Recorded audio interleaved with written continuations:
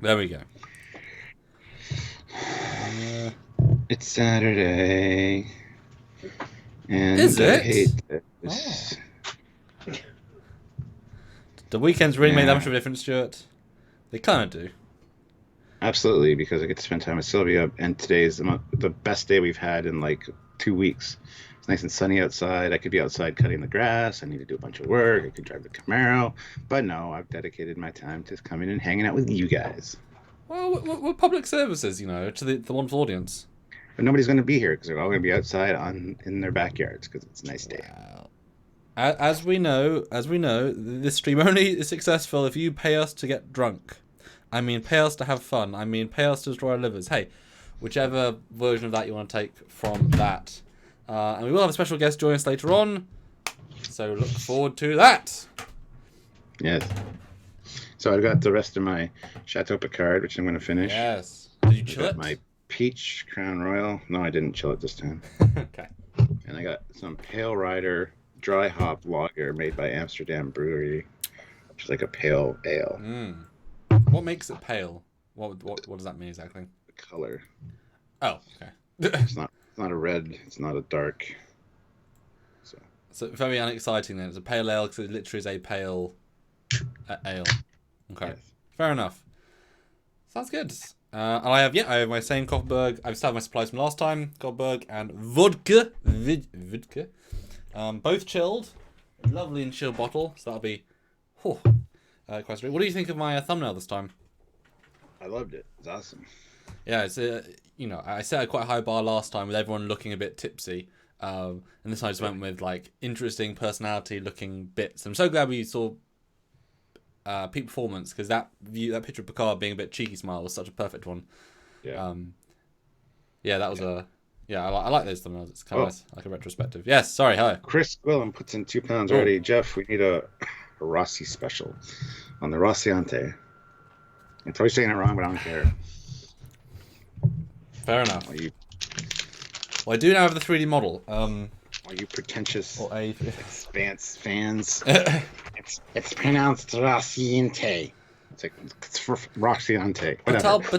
Tomato. Live with it. But to be honest, you say that, but I was watching is a what Mojo, and they're doing like a top 10 Picard things. And this last arena, they were like a really bad pronunciation. I was like, they say it in the show.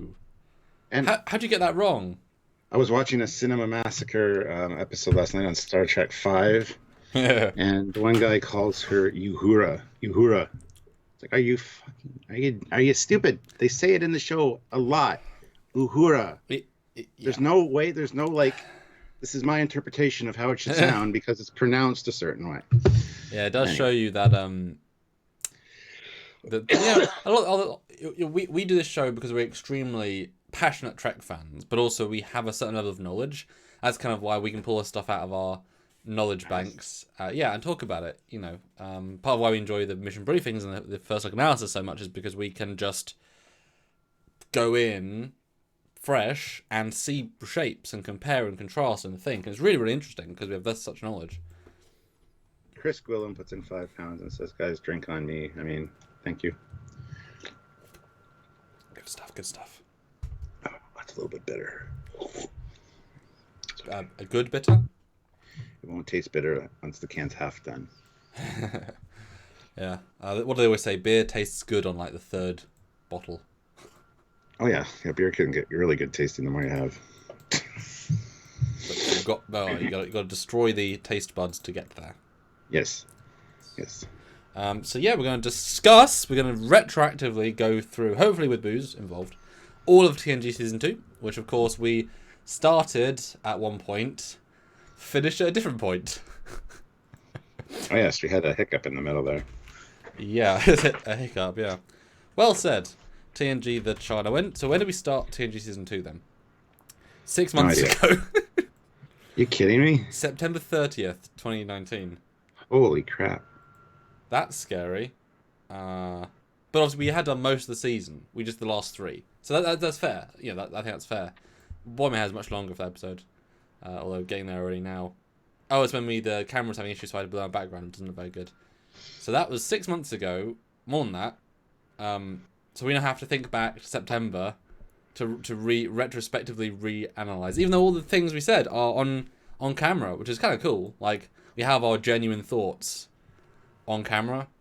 Mm-hmm. It's kind of a cool thing. I have gone ahead and done all of the data, so I can tell you, Stuart, what was your favorite and least favorite, because I know you hate when people ask you that, but I can now tell you conclusively.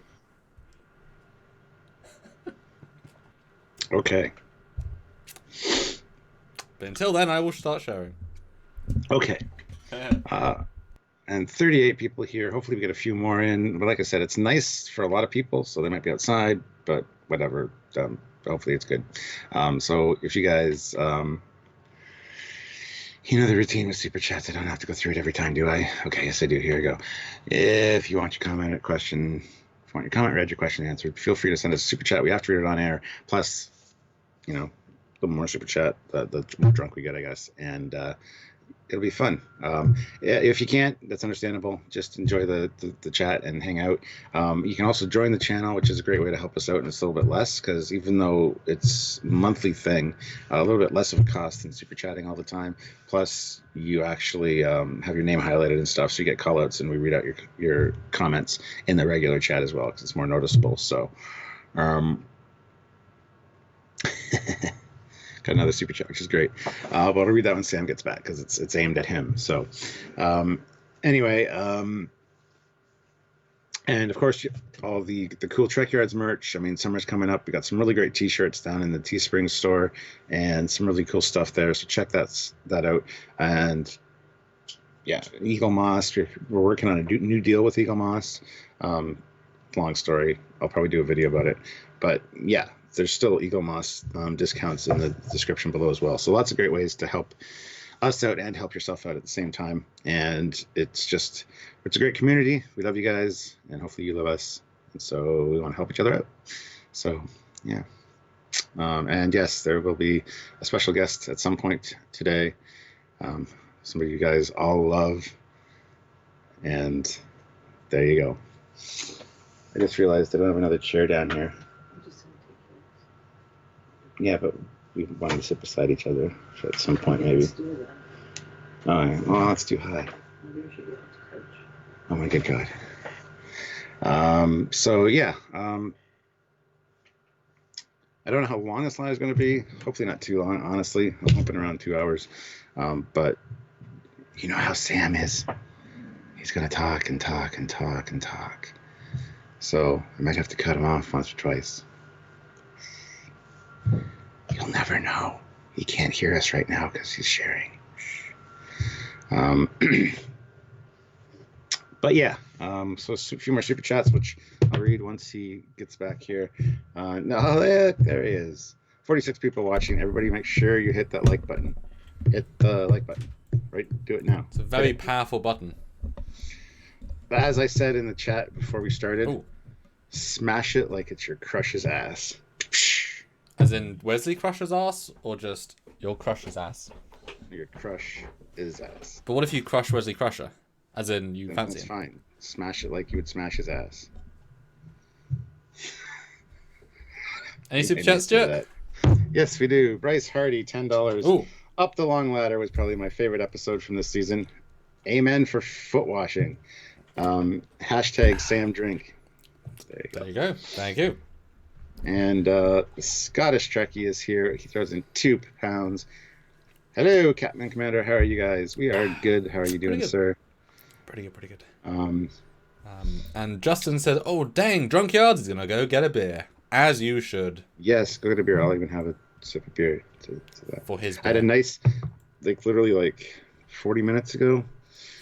Had some nice fresh baked bread, toasted up, 3 fried eggs, a bunch of bacon. Had such a great meal before this, so I'm very content. You're buzzing. Yeah. So what did you or Sylvie make bread then? Actually, Sylvia's dad brought some over. Oh wow. This morning, so. What sort of bread? Really, really good. Like classic sort of loaf bread, or bigger special type, or? Just classic loaf bread, Nice big like baguette, just white bread, not fancy 12 grain or any of that crap. Yeah, but can you taste the difference of being like fresh? Oh yes. Yeah. Oh yes. This is one that I'll just cut off a piece, put butter on, just to eat. Oh yeah. You don't get anything else with it because it's just so good. You know, when I was younger, I mean, I'm not that old, but when I was younger, I mean, toast was like my favorite food. In it, like the most enjoyable to eat in like most situations, because I can get exactly the right sort of toast I want in terms of toastness, and with right butter and the right temperature, it's just like, so satisfying. Just so sad. It's just toast. You know, cooked twice bread. Oh, beautiful, beautiful. Yeah.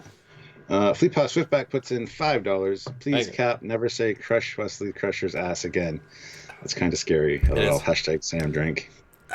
And Jeff Jacobs, $2. Gotta do it. Ross in Nantes. That just sounds stupid. Ross in Nantes. Ross in Nantes. That sounds gay. It's got to be Rossianti. Hit like, hashtag make Jeff pay. We did meet the designer. He did tell us what it was called in person. Yeah. And I forgot. I did too, because I don't care what it's actually pronounced as. In our interview with him, he probably mentions it. Also, you didn't download the WeTransfer I sent you with all the thumbnails to remind you. Download the damn WeTransfer, you idiot. That's why I said to you 4 hours ago. God! Yeah, but I didn't get up that long ago, and you know. Do you actually have thumbnails ready? Because they're all ready to go, you know? I mean, I thought it'd be helpful, Stuart. I was trying to be helpful to you, sir. Here. Oh, hold on. Hold on. What's the chat saying then? Hi, guys. Clogged artery, says Sebastian. But satisfying. Fleet Pour coffee is okay. Yeah, and drink was available. It's all good. I'm back. And YG Wranglers has got some Crown Royal Apple and some beer. Ready to settle into a long... Crown Royal Apple is so good. This is just as good, though, the peach. The peach is more of a special. So good. Just saying. Good stuff. So, Stuart... Right, it's downloading, so... Oh, okay, that's why I was fuzzing out. So, I want to know... So, okay, we've watched Season 2. All 22 episodes. And I've got all the thumbnails up, so I've got a sense of what's in them. Which is actually kind of cool to have all the images. Do you remember then, before all of this, what the preconceived notion of Season 2 was going to be? Like, what were you vibing was going to be the case? Because I know we did what was going to happen and we forgot a lot of stuff. But what was your mental image of Season 2 before this detailed rewatch? I didn't expect it to be as good as it was. Yeah. Honestly, because, I always thought, Season 3 is where it gets good. You keep hearing that. That's where they get the new uniforms with the high collars, and it just kind of steps things up a bit. And I didn't expect Season 2 to have such good episodes in it. Yeah. But there were some gems in here for sure. So, yeah, it did kind of surprise me to go back and rewatch it. I think there's such a stigma, what people have heard and recycle. That Season 1 is bad, ignore it. And there's some, like, character-wise, it's great. Story-wise, hit and miss, but there is some good stuff, and better than you think. Definitely better than you think, and definitely better than Discovery Season 1 in terms of overall quality. Season 2, I don't think anyone really talks about it, because they're waiting for Season 3, and it's not Season 1. With obviously Measure of Man being the exemplary one they talk about. And there's a lot of, in the season, but yeah, there is some really standout, could be Season 5 ones. And if you were just to change the uniform into the later uniform, you wouldn't be able to tell a lot of it. Yeah. Especially with the writing. I think Picard is still a little bit stingy. I think Patrick isn't as... he has the cast hasn't forced him to be really happy yet, and you can sense it in that performance. But you do get glimpses of it. He gets more comfortable as he goes on, so he's still very captainy, but he was never the grump that people associate him with. From watching Season 1, that is not justified. He has moments, but everyone has moments. Definitely not what people associate him with. And Season 2, there's basically none of that grump at all. So, what are people basing all that stuff on? I mean, the thing that kind of is amazing for this season is it starts with the child and ends with Shades of Grey. I mean, it's just... What the hell? You didn't grab people at the get-go, and from the finale, you kind of went, yeah, I don't care. No, you actually... yeah, so if people came off season 1, they would come in season 2 thinking, ooh, and I'll catch the last one, so I was like, ooh. Yeah. That's actually really interesting, yeah. Whereas if they'd been in the middle somewhere, imagine if you'd Oh yeah. started with elementary data and ended with peak performance. Wow, that would have felt so much more. Oh yeah. Yeah. Wow. Just being a few around would have been great. Yeah, But yeah, as it is, it's a season that's bookended by 2 of the worst episodes of TNG for sure. And of Trek. I mean, there's Yeah. because the child is actually bad, let alone not being good. It's bad. Yeah. And there's also so many memorable moments this season. Oh yeah. It's remarkable. Absolutely. I mean, well, which one? Obviously, we've got the thumbnails and obviously some reflect, but I mean, for the most part, there's almost like one in every episode that is a distinctly memorable in all of Trek moment, which says a lot about the writing. They managed to pick some gems. I mean, what springs to mind when I say memorable moments? Like, what would you say memorable moments? 1 second, I just want to do something here. But yeah, this is a simple question. I'm glad you asked me. So yeah, I mean, memorable moments. Seeing the sister ship for the Enterprise, the Yamato. The holodeck thing. Sherlock Holmes for me is a huge memorable moment. Let's see. Let me do this. It's gonna make this easier for me. 1 second. That's okay. You do what you need to do. I mean, each episode here basically has something memorable. I mean, except for the child, because that's just just dumb. Anyway, so yeah, Sister Ship Yamato, holodeck, Sherlock Holmes, the disintegration of those 3 people in Loud as a Whisper was fantastic. Schizoid Man Data being taken over by Ira Graves, awesome. Matter of Honor, you get to see Pakled guy as the captain, and it's a Klingon episode, and it's very interesting. You get the Benzite, you get there's a lot of good stuff in that one. Measure of a Man, of course, Measure of a Man, right? Let's see, the Dolphin, Contagion. I mean, Contagion, Toronto City Hall's in it, so yay. The Royale is memorable just for being like a bad novel, but still fun. Times Squared, you get the 2 Picards. So anytime you got like a doppelganger of one of the characters is great. Icarus Factor, you get to learn a little more about the Klingon culture. Pen Pals is great. The whole dilemma with the Prime Directive. Q Who, we get introduced to the Borg, another Q episode, so that's great. Samaritan Snare, you will make us go. Lots of good in that one. God, there's a lot. The long ladder. I mean, the foot washing scene. Come on, guys. You still dream about it to this day. Oh yeah, I mean, I've got that as a wallpaper that comes up randomly. Manhunt. I mean, Loxana, if you're a fan, but I mean, if you want to follow her journey, I mean, it's one to watch. So, The Emissary, KLR. Wow, and get to see the Klingon Katinga and some really cool, the original. Well, not original, but real Klingon garments. And peak performance, again, a ship one. As I said, probably one of the most perfect episodes of Star Trek ever, just because of all the elements in it. Ships, all the characters get their due. And then Shades of Grey. It's just, yeah. So there's a lot of great stuff in here. There's only a few episodes that I don't like. That would be The Child. The Outrageous Okanda it's Okana. It's not great, but it's memorable for some reasons. But Loud as a Whisper, I'm not a fan of, honestly. Unnatural Selection, could do without it. The Dolphin, again, not really my thing. Let's see, Pen Pals is all right. And then, yeah, Shades of Grey. The rest are really good. There's only a few that I would be like, don't want to watch that right now, thanks. So that's my submission. Lots of memorable moments. Super chat, Stuart. Oh, we got super chats. All right, Tom Casey, $2. Drink away, boys. Have fun. Ozzy Maderos, $5. Drink up, skeleton hands. And LJ Twiggy, $20, which is amazing. Do it. I guess we have to do a shot. That's the deal. All right.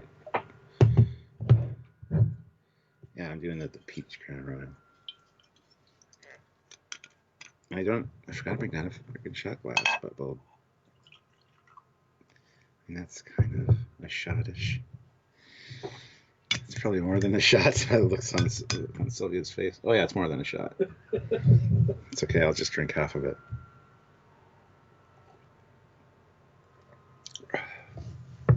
I need a shot glass. Then go get a fucking shot glass. Or just take a swig like you would some mouthwash. That's good. I'm gonna save that for another shot. Whew. Yeah, if I go silent, I'm using the aircon to cool down the room. It's getting a bit toasty. All right.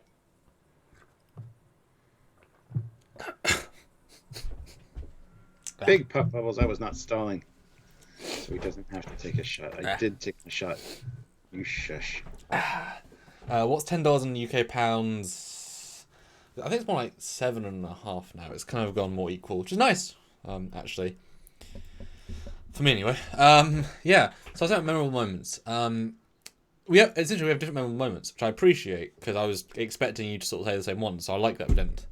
For me, Child not memorable at all. Where Silence has lease, obviously Nagilam's face. And these are things that I've always had memories of since I was a child. So this is very specific. Not to read this rewatch, has always been memories.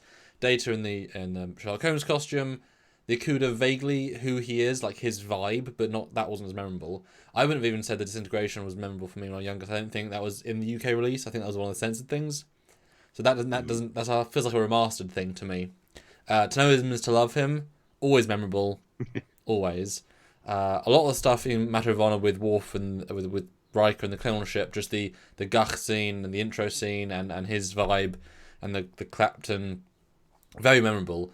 Measure of a Man I've only watched like 3 times, so the concept is memorable, but not so many scenes in it. So it's quite nice to rewatch it.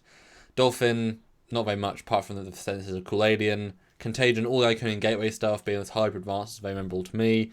The Royal, the idea of the hotel is always memorable to me. I've always liked that. The Royale with cheese. Times Squared, exactly. The creepiness of having 2 Picards and one acting fractured in the end always struck me as creepy, so that's memorable for bad reasons. Icarus Factor, yeah, the stabbing him with pikes at the end, always memorable. As hard as it sounds, Pen Pal's her face is memorable. Not the episode, to my young self. Q-Who, everything. Samaritan Stare, just the pack led, you will go, make it go, that bit. Up the Long Ladder, I didn't see until 3 years ago. That was a surprise to me. So that's not memorable in the sense it's brand new to me, in essence, so that's not going to be in the list. Manhunt, no memories at all from younger. Emissary, the end. Peak Performance, everything. And Shades of Grey, nothing. So those are my memories. I actually missed something in the Icarus Factor. The whole thing with Riker's dad and the Pulaski relationship, and then the fighting at the end. Yeah, that's memorable. Because the war thing is very much the B story. It's only like a small part of the episode. But yeah. But at least half of these episodes have distinctly memorable moments, and that's pretty good. I would say more than season 1 by a decent margin. And some really good sci-fi concepts in this season. Yeah, like some really strong just sci-fi ideas. It's a lot better than people give it credit for season 2. A lot of people will even immediately brush it over and say go to season 3, but Fleet Pod Swiftback. Oh, well, it's one of those things that you say the same thing for DS9. And I think that's interesting because DS9 actually has some bad episodes in seasons 1 and 2. Like, I think this has 2 bad episodes, first and last. I think DS9 has more per season 1 and 2 than this does. And I don't think the characters are as good by season 1 and season 2. And they change so much that if you like them at the start, you might like them by season 3 or 4. But these guys, really get them all. So you say skip season 3, but you wouldn't say it here, even though you could argue the quality is the similar jump. Right. But DS9 is crap till season 3. I mean, there's probably one or two gems in the first 2 seasons. The majority is just kind of like, eh. Yeah, the average is definitely lower. This one is a doing our rewatch DS9 to see It'll be really interesting, exactly how I feel about those first 2 seasons.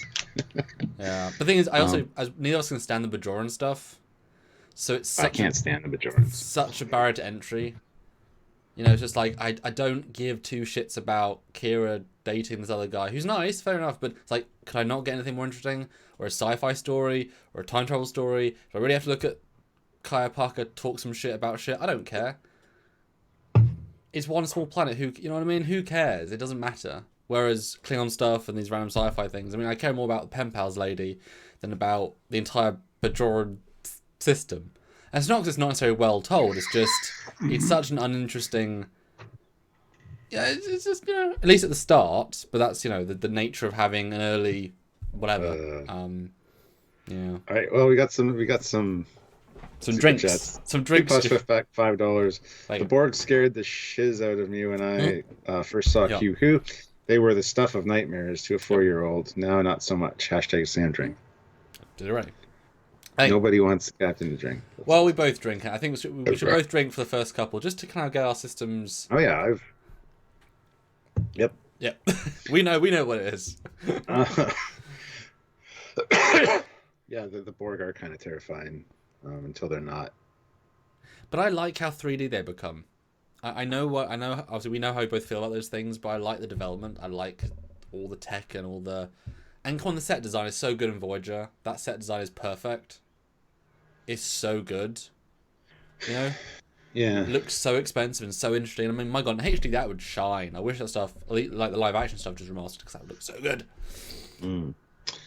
Taurus 69, $2, 66 here, 47 likes. Hit that like button. #Sam drink.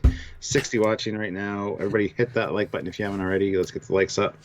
And Scottish Shrekky throws in £10. My favorite season 2 episode was introducing the Borg. Drink with me, LOL. I'm drinking Pepsi. Haha. So he likes the Borg with the Q hue. I'll do a shot thing with you. It's great. It's like I suffer through longer, but it's easy to drink. So that's my thing.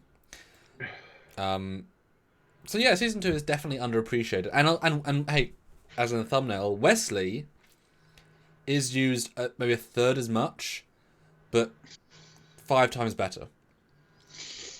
There's some really great Wesley moments in season 2. Honestly, he gets a bad rap. Him and Pulaski both kind of do. I have to say I'm guilty of that myself with the Pulaski thing. Yep. She was not as bad as I remember. Like the first one or two instances we saw her where she was kind of like a little bit mean to Data. That's kind of what sticks with you. Yep. But her character does progress, and by shades of gray, she's actually, you could keep her on board. That'd be fine. And we both said yesterday, have her in DS9, have her back as a guest star. They should have. Yeah. But because we only had her for the one season, and mostly people might remember her attitude towards Data, unfortunately, she's kind of like, we didn't like her, because that's all you focus on. Well, it's the memorable stuff. You don't remember her just being a good doctor in episode 19. You remember having character moments. But what a bad decision, though, to introduce her being negative. I mean, what a terrible... I know she was trying to be the McCoy dynamic, but that was awfully failed. Yeah. And you can tell by the end, they completely undid that. Like, even they knew that wasn't working by the time they were making the last, 7. And there's none of that beyond a certain point. Not a single sausage of it at all.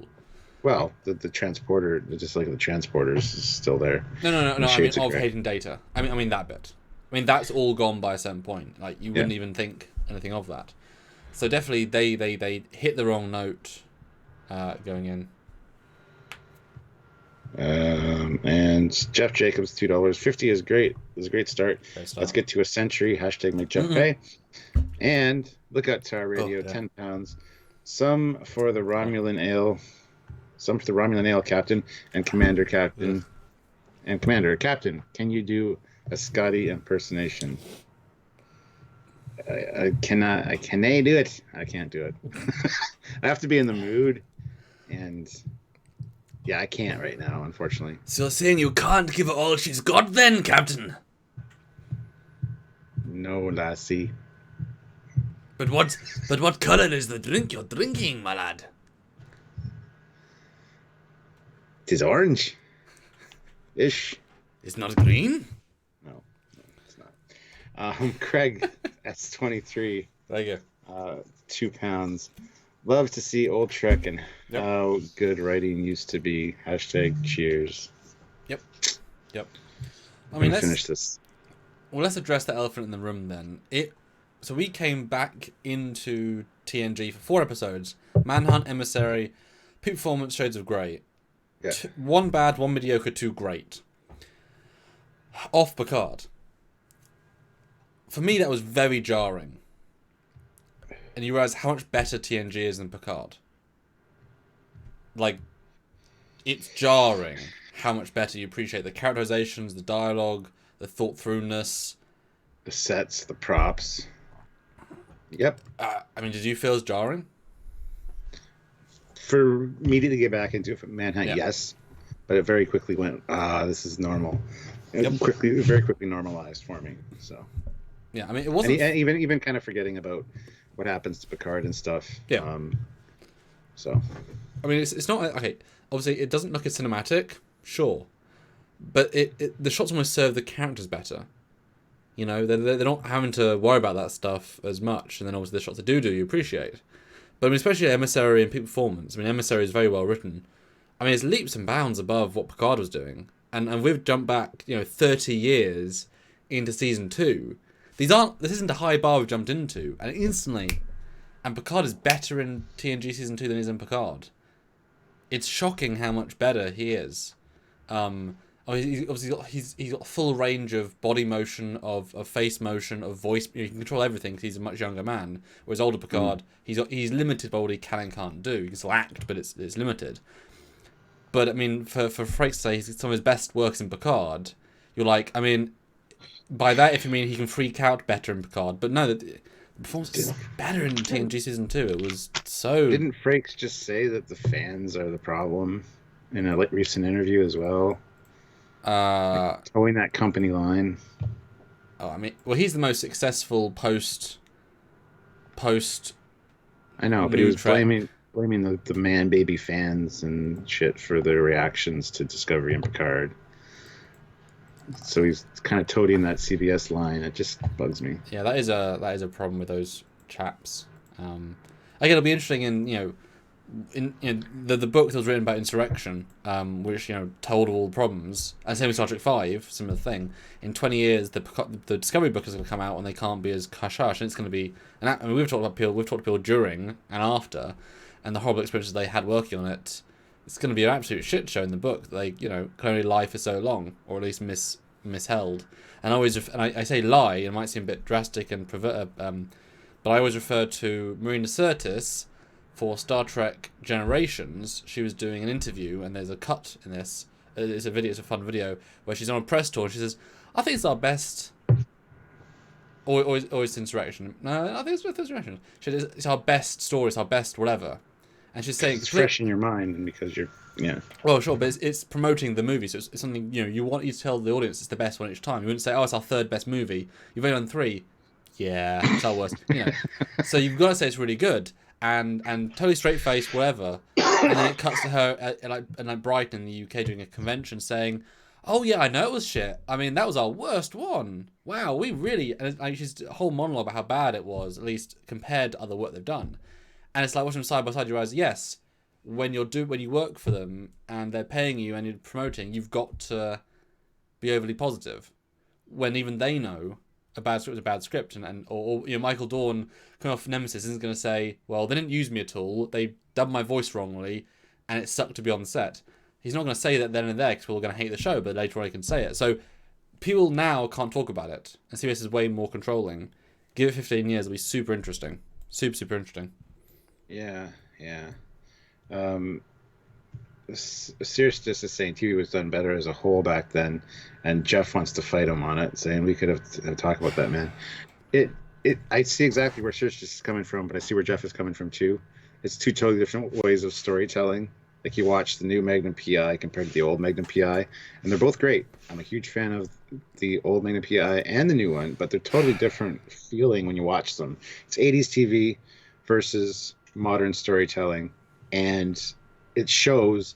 I do prefer the original Magnum PI a little bit better story-wise than the new ones, but the cast and a lot of the dialogue is good in the new ones as well. So it is a different dynamic. And the problem is, you can't blanket statement a show.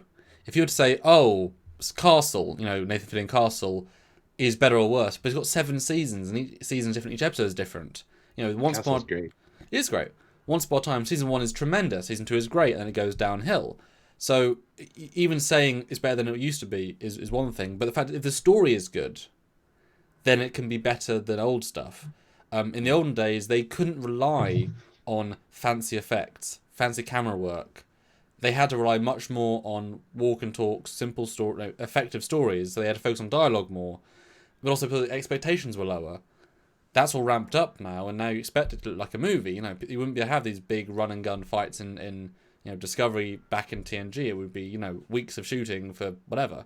So they had to focus on different things. So when you do get a modern show that both has the cinematic vibe and the quality writing and story, that's where I think it still beats old stuff. But then again, older stories are just better just better. Like Measure of Man is a better story because of the story, not because of the great camera work, right? And because of the acting. So things like Castle is a really tremendously written show. And like Once Upon a Time, Arrow season 1 is an exceedingly well-made piece of television that you'd be very hard-pressed to make any other period in time. So it's hard to say. I love the look of modern cameras. I love the depth of field they could add in. They didn't add in the olden days. Why are you confused? What's wrong? What's up? Bitchin' Camaro, donuts on your lawn. It's a song from the Dead Milkmen. No, Jeff and is kind of having this debate now about there's a lot of good TV now. Only 4 channels back then. No, don't be doing that shit. 60s, 70s, 80s TV was great. And it's a shared memory because we all had those 4 channels and it was all on the same time. Today you got the streaming services, whether you have the streaming service or not, when you want to watch it, if you want to binge watch it. So you're aware of a show, you're not necessarily sharing the same experience with everybody else.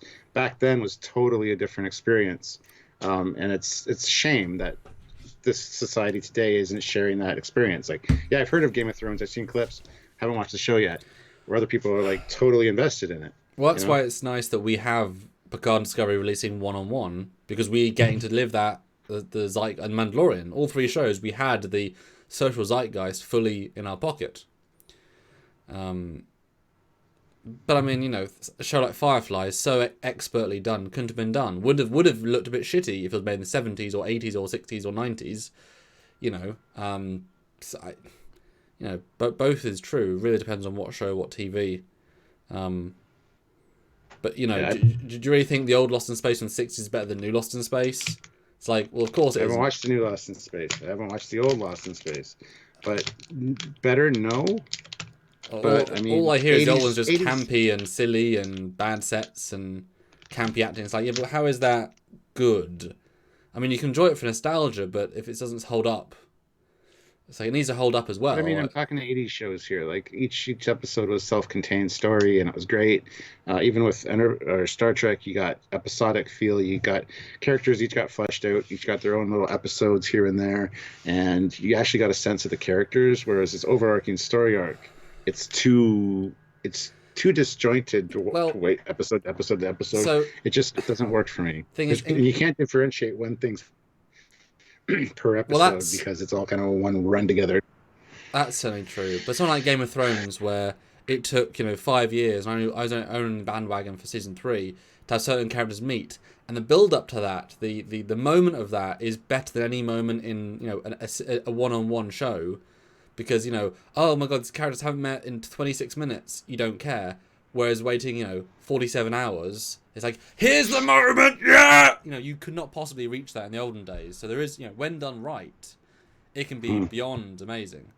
In one of the Lost in Space seasons, there's a subplot which takes 7 of the 10 episodes, and it's there, it's building, and it's just like, oh my god, it's so satisfying. So when done right, obviously done right. ISFJ Oh, 1009 puts in $30, which is damn. amazing. That's Picard okay. visiting Will and Deanna's home things felt back to normal TNG for me. Exactly. Mm-hmm. Why? Because Picard, Data, or Picard, Riker, and Deanna, such developed love characters. Hashtag both. All right, I need to. Well, it's because they also were better written than most of the show. Right, I'm gonna have Plus, to finish this stuff, aren't I? Oh god. it had that familiarity, which was great. And I don't care what anybody said. Oh, focus on the new character. No, you know what? Just give us the characters we want, and that's the one we saw in TNG. It's going to be TNG Part 2. Live with it, guys. Ugh. Sorry, new actors. You're there. You're important, sure. But you know what? Nobody's watching it for you guys. Hate to break it to you. Well, look That at the new was an asshole characters. thing to say, but What's her name? Soji. She was 3 characters, 2 of which died, and the third of which, exactly. her arc was started where she began. Pretty much didn't change very much. Narek was a bit of a bitch for half of it. Narissa, one-dimensional until she became a baddie and then died. Really one-dimensional. And then Admiral O, she was great for about 2 scenes and then one-dimensional and then left. So now, what's his name? Rizzo? No, Rios. Oh yes, brilliant. Yeah, starting online. The Aquarius Escort flight crew Yeah. glass. Thanks, Adrian. That was a good drink. But Rios was good because he was a classically positive officer, done in a good way with interesting lines, interesting gimmick. Whereas Raffi was done in a negative character, which they realized didn't work, and they changed it to be positive, and she was good. Not rocket science. No. Yeah. Is someone drinking screwdrivers? Yes, I guess I am. Which are super good. And we got another super chat as well from Justin Hampton, $2. Greeting, got my beer now. Well, I'll have a sip of my beer then. Good sir, good man. So yeah, it's yeah. Oh, and Sarasta says we did better arguing both sides of which era is better, which I appreciate. Yay. We try. Yeah, I mean, you know, it's like movies, right? The classic's the classic for a reason. It's like, so Die Hard 1, right? Almost a perfect film. Pretty close, right? Mm-hmm. But part of why it was so perfect is because the script is so good, the pacing is so good, and the stuff they do, you know, he jumps off a roof. He actually jumps off a roof. Now, it's only like a 3-story drop into a window, whereas now you could jump off, you know, like a skyscraper. The Rock jumps off a crane to another crane. It's big and epic. It's like, it's actiony, but it's hollow. It's cool, but it's hollow. As you watch Die Hard, it's like, it's a smaller stunt, but it means more. Yeah. You know, the fact there's broken glass and it hurts his feet, it means more than having who the hell knows what. So the olden days stuff, because it's a lot more grounded, it actually has a lot more weight. So smaller ends up being bigger. And then a film like that has such an amazing characters and story and script and filming. I mean, you put all these things together, it's just almost perfect. Yeah. You'll never have that classic again. No. Fleet Pass Swift back $2. I hate that fucking hospitality hologram. Cheers to that. That's a great line. That's one of my favorites from Picard. And if that was the first swear in Star Trek history, I'd be absolutely like, fuck. I think that was funny. Yeah. Although that said, if this was the first, we should have seen the hospitality hologram more than once because it wasn't probably set up. If that was at the end, after he'd been creepy with the Raffi, then it'd been perfect. So a little bit, you know, small rebalancing, but yeah. 79 people here, which is great. The numbers are going up, which is good. Hopefully you're enjoying your Saturday, guys. Thank you for joining us. If you want to get in on the action and have us drink, by all means, send a super chat with a comment or a question. We would love to read it. And be sure to hit the like button as well. Very, very simple thing. We actually do need that, weirdly enough. And it's free. Yeah. And Sylvia wants to come on soon because then she wants to go lay down for a nap. So... Well, I mean, yeah, she can talk about season 2. So if you want to do the microphone thing, she can give her before you. Well, she wants to come sit in my chair, so I'm gonna get out of here for a second. Okay. Welcoming guest star, the one and only Admiral herself, Admiral Sylvia. Oh, hold on. She's gonna be a few more minutes. She's got to finish something up. While on the loo, we'll wait for her to finish her pee. The Admiral!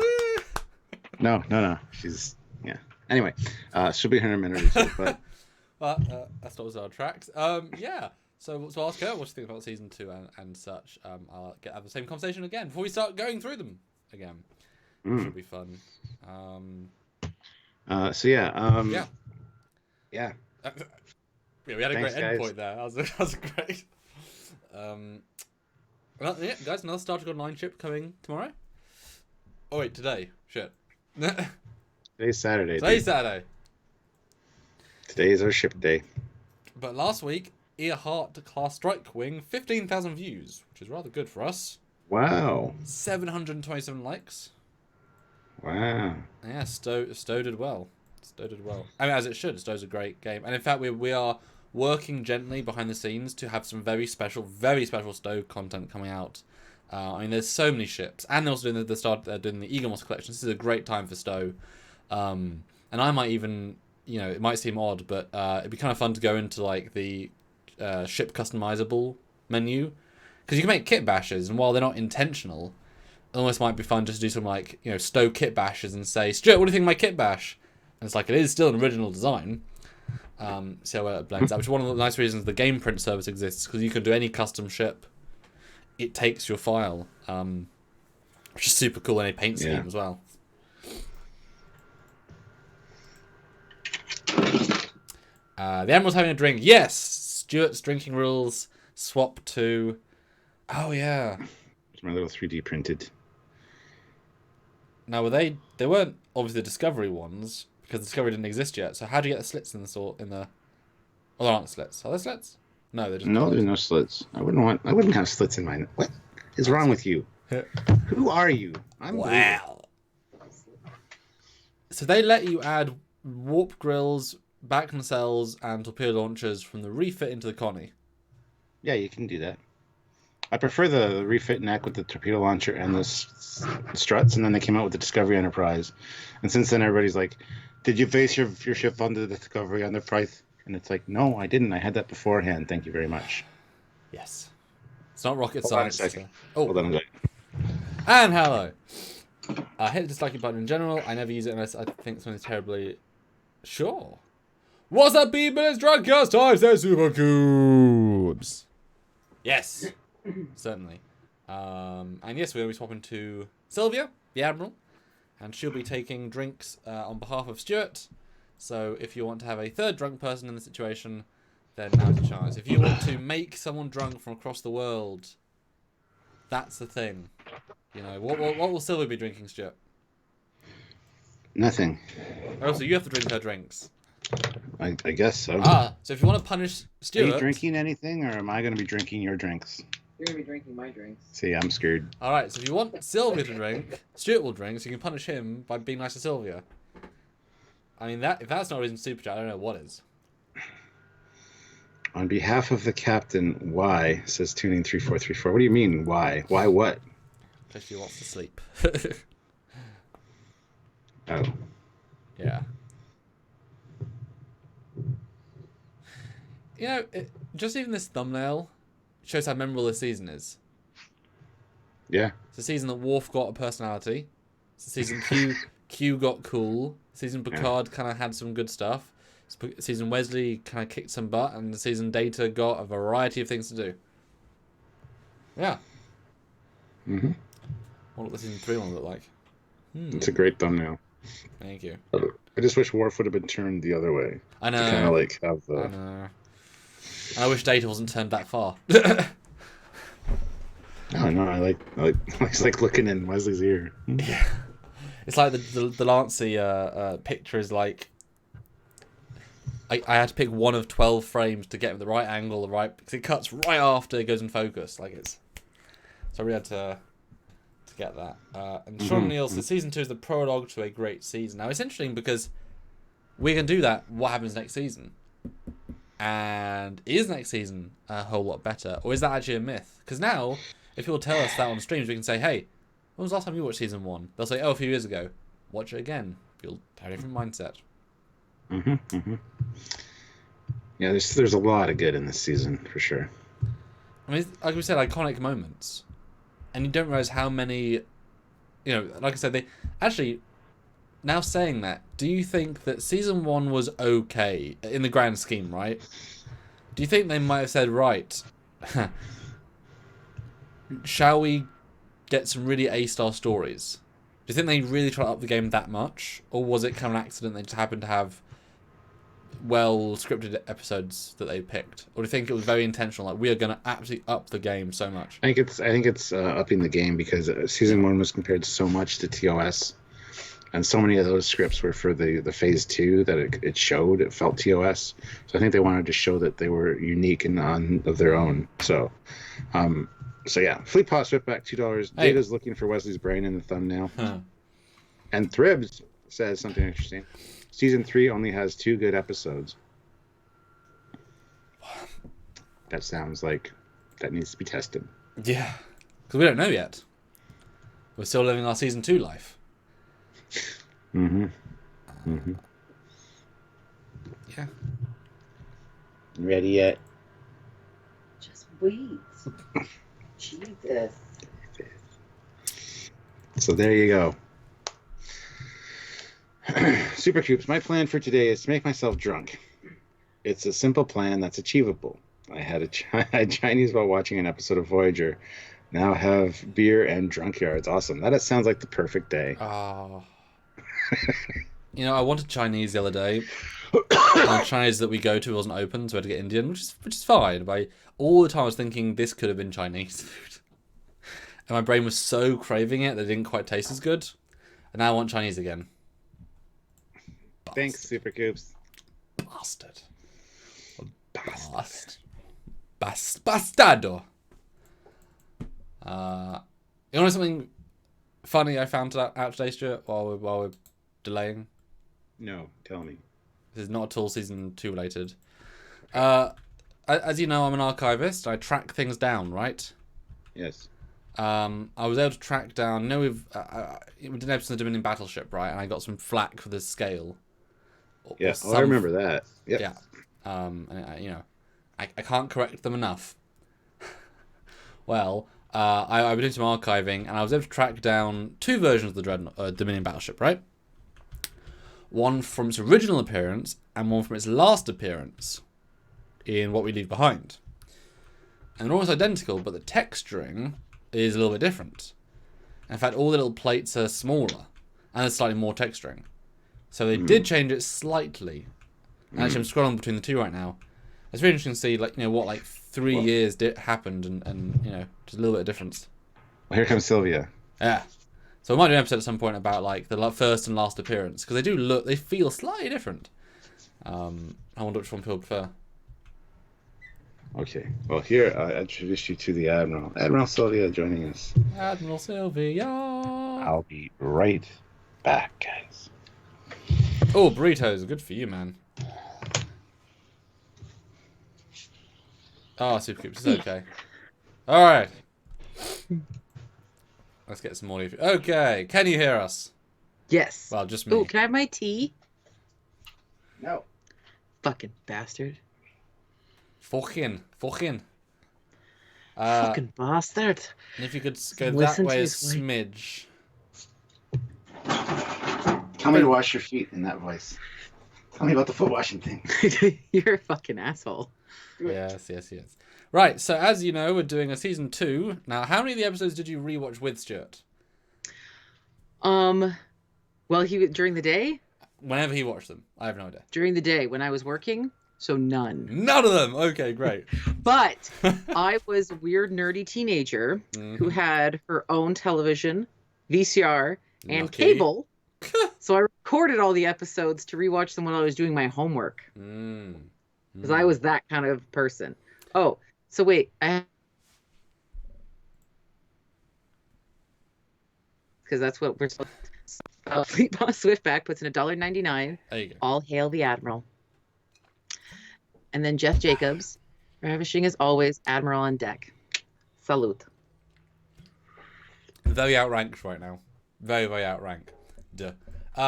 Okay, so then now, okay, so we've been hearing vaguely, and I'm sure you were in the room for some of our reviews, so you kind of got a little bit of a refresher. But then, what was your mental image of season 2? Then, I like season 2. Yes, he's poking me. Oh, the pug took my chair, that little bitch.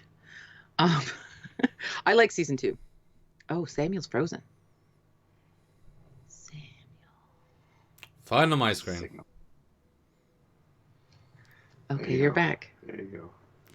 Fine on my screen. But yeah, what do you remember about it then? What See, are what are the memorable things to you? And do you think it's a bad rap then, or is it not one of your favorites? Oh or... yeah, it totally gets a bad rap because Okay. again, it's not the original Star Trek, so it always has to live up to that. Plus, there's a whole bunch of movies still too.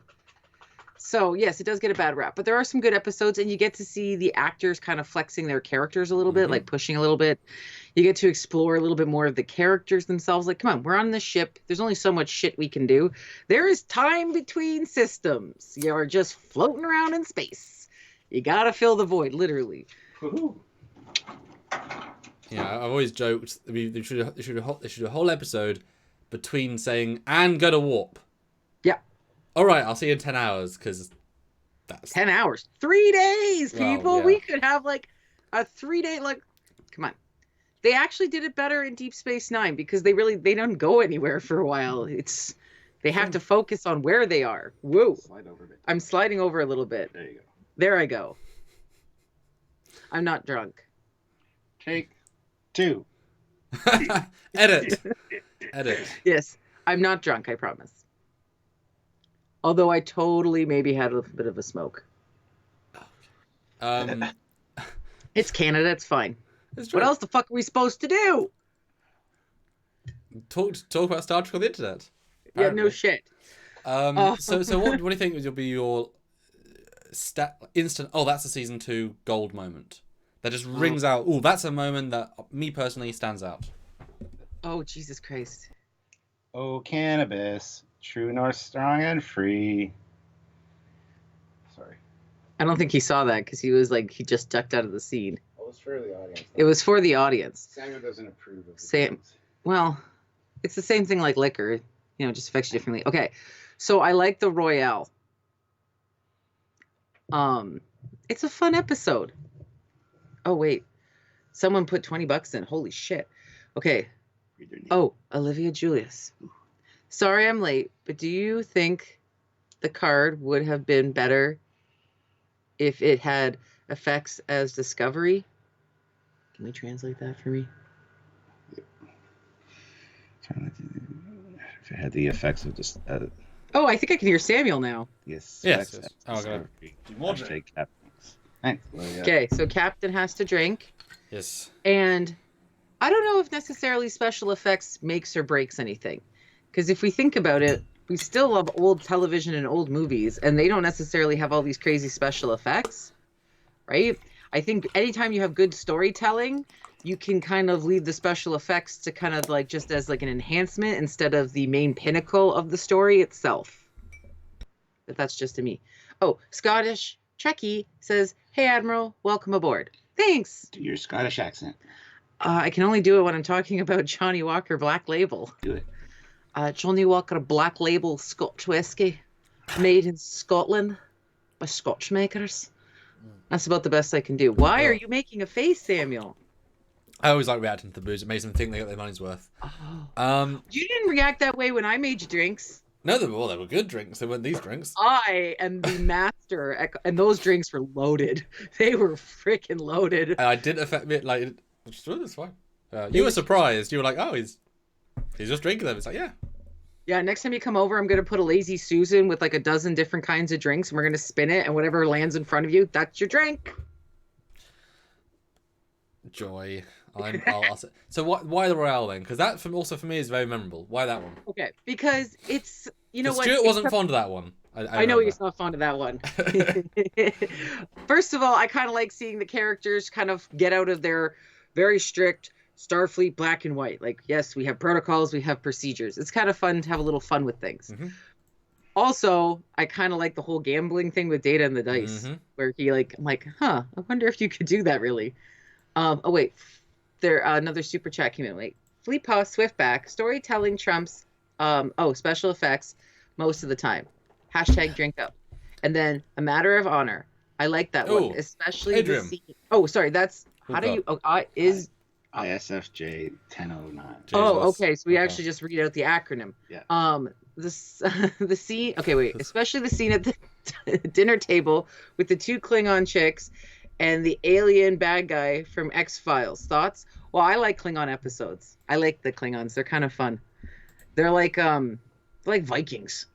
They really are, right? It's all about honor, and then like you're going to this like big party in the sky. Like, come on, Stovacor and Valhalla. Mm-hmm. Let's be realistic here. The parallels are just frightening. You basically getting drunk with a bunch of old fat guys who like want to sing about their battle songs. Can we talk about a Viking opera?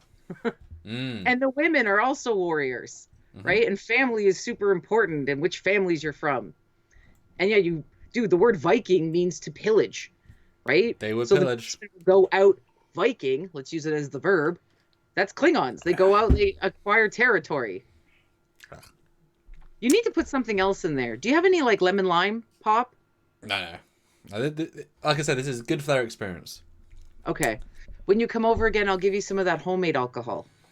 Yes, I'm drinking for the super chats. Don't worry. He is. He's going to get fucking sloppy, and then he's not going to mow the lawn.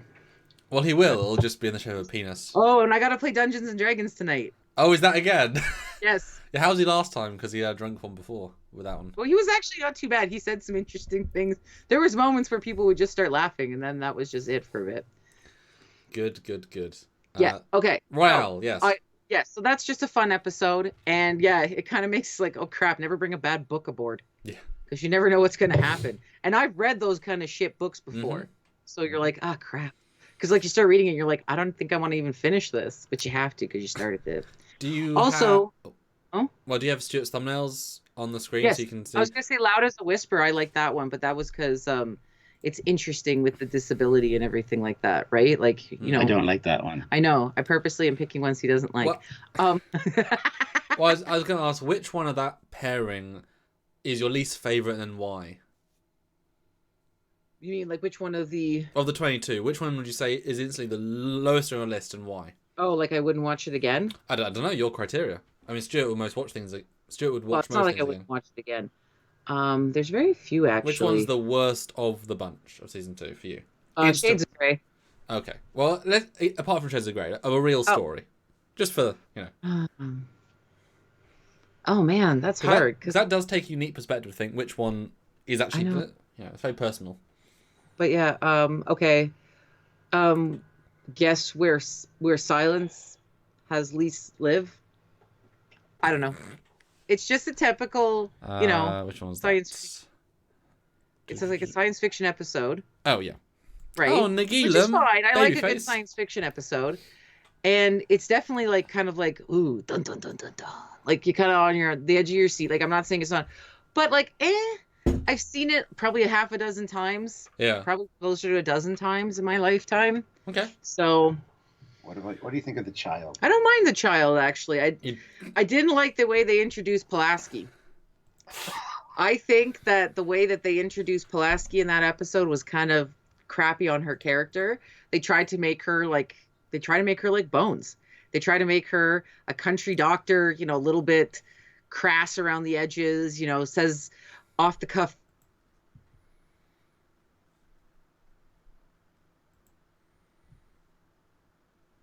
Emotional. And that's that whole dynamic between her and Data they were trying to replicate. Was trying to replicate the whole McCoy and Spock thing with her and Data. And it just doesn't come off as genuine when you see everybody else in the series have a more understanding and more accepting, like, I don't know, like the bigotry towards like Data being a machine. Well, also Data is almost a child in that he's so friendly and nice, whereas Spock does have this the sharp side. He will genuinely say, "Oh yes, no, Doctor." Data will not. When McCoy dishes it, he knows how to handle himself, and he can be a dick. And Data eventually gets to that point too. Like you have to see the progression of him throughout the 7 seasons. He can make jokes at the end and stuff like that, right? Especially when he gets to know his fellow comrades, I guess. But yeah, no, the way that they introduced Pulaski, because then you see Pulaski later in the season, and she's not like that. It's almost like she's two different people. And I think she saw the script and they told her this is the plan. And then it was like, yeah, this is crap. Okay, hang on. There's been super chats and I wasn't watching. Oh. Okay, this one. Wait, Craig S23. Wait, where am I? A little Robinson black currant in your drink. Oh. Would that work with orange and vodka? I don't know. I haven't got any, but... What is that? What is that black currant? Is that just juice, like black currant juice? Yeah, but it's concentrated, so you put it in, it would... Oh, yeah, that'll work. Yeah. I also asked how much do we black chug... currant is kind of tart and sour like orange juice and honey. Cranberry and vodka. Like, come on, that is the, like, ultimate. Everybody drinks that one. And someone asked, how much to shotgun a beer? Well, I don't like shotgunning, but I would do a cider for, I guess, 100, I guess, because you got to, count out how many drinks. But, chug. But I don't like doing that because it's not fun. But I do have quite a few. Plus, it'll probably give you like bloat, and you'll probably want to puke. Well, not that much. I don't like beer. Beer makes me sick. Yeah. Oh, yeah. Beer's terrible. In the generalization. Now, it's funny you say that, but having rewatched the child for this show, if you look at Pulaski's introduction, except her interactions with Data, she's presented as an extreme professional doctor. And if that's like in terms of actual the quality of her work, she's actually exceptionally well introduced. It's just those corners that she gives off, which is the characterization. But she's actually introduced very strongly. It's just the story she's in is absolute trash. And the child, the rapeness and all that stuff. It's like it's not a good episode. I mean, what an awful way to end or to start. No, they didn't. They didn't portray the whole incident properly. The story and premise is interesting, right? No, it is. If you think about it, look at Alien. Would have been better if it was a man. Would have instantly made it less. Again, look at Alien. Yeah. Right? They purposely picked a man. Right? It was purposely going to be Kane. Right? Because of the whole dynamic of being like, the rape scene and then like the expulsion, like the birth almost. Oh, yes. There's actually a really good documentary. Is it on Crave? Where they break down. We haven't got Crave, so. Oh. Crave's Canadian. Well, fine then. Lucky us. But yeah, there's a really good documentary where they kind of explore the different, like if you think about it, I think it's like 45 minutes into that movie before any kind of action happens. Like there's 45 minutes of build up. Yeah, a little more than that actually, I think. No, actually there is. It was in the documentary. Oh. They even talk about it. Yeah. But yeah, like I find like the story premise is good, but the way that they played it out didn't really tell the actual story they were trying to. Like it could have started off almost like with a dark sense, but then having that turn into like, no, this isn't what I meant it to be.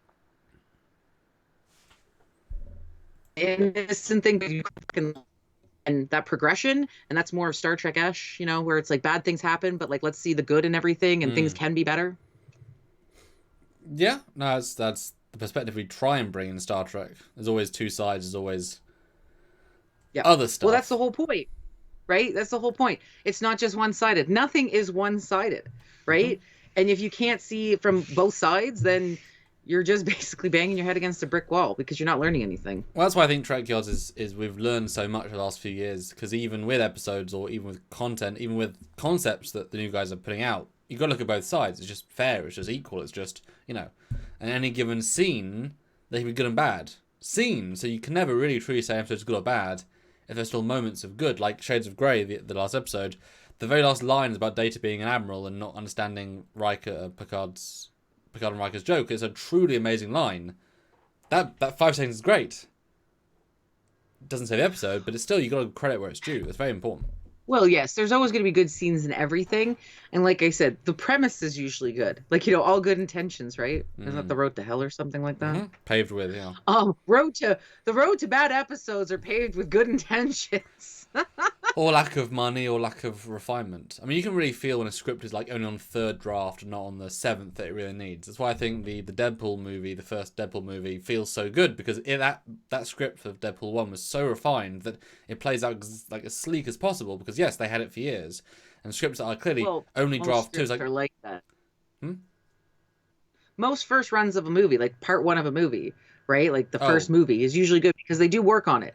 Then Hollywood realizes, holy shit, we just got a cash cow. Let's milk that, right? So we got to pump out scripts quickly. There are a few movies that have had a really good second part.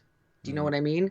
But usually that's why the first one's good, because they have the time. But that's so off topic. That's the difference between a sequel and a second part. A sequel tends to be... I'm not talking like Lord of the Rings or some shit like that, which is like a like, you know, it's put out that way. But let's talk about Alien. Yeah, Aliens. but I would still say that a part 2. It's barely a sequel in that it's so different. It is, but it's still a really good story. Because it was story first. They had a story for another film. It wasn't.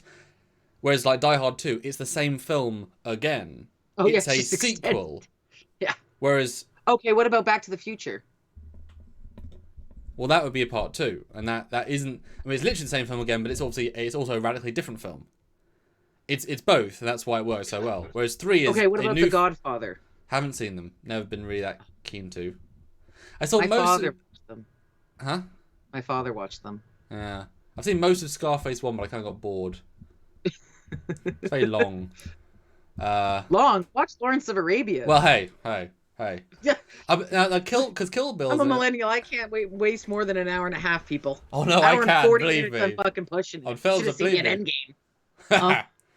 But something like Kill Bill is interesting because they're both individual films and yet both sequel, but also part 1, part 2. Those are interesting ones. And Lord of the Rings is similar. Like you can still watch them independently almost. They're so strong in that they've got their own vibe. Oh yes. Although those movies took like a decade to film. Yeah, give or take. Well, yeah. Yeah. Like seriously, that's like a fucking investment. That's like a fucking marriage. Like you're married to these fucking people. Oh wait. Fleet Paw Swiftback. Terminator 2 is better than the first one. Ooh, you know what? I like that, but that's because you see a lot more character development with those characters, versus where you're just running, and then sex, because obviously we need to have sex, otherwise we're kind of short of John Connor.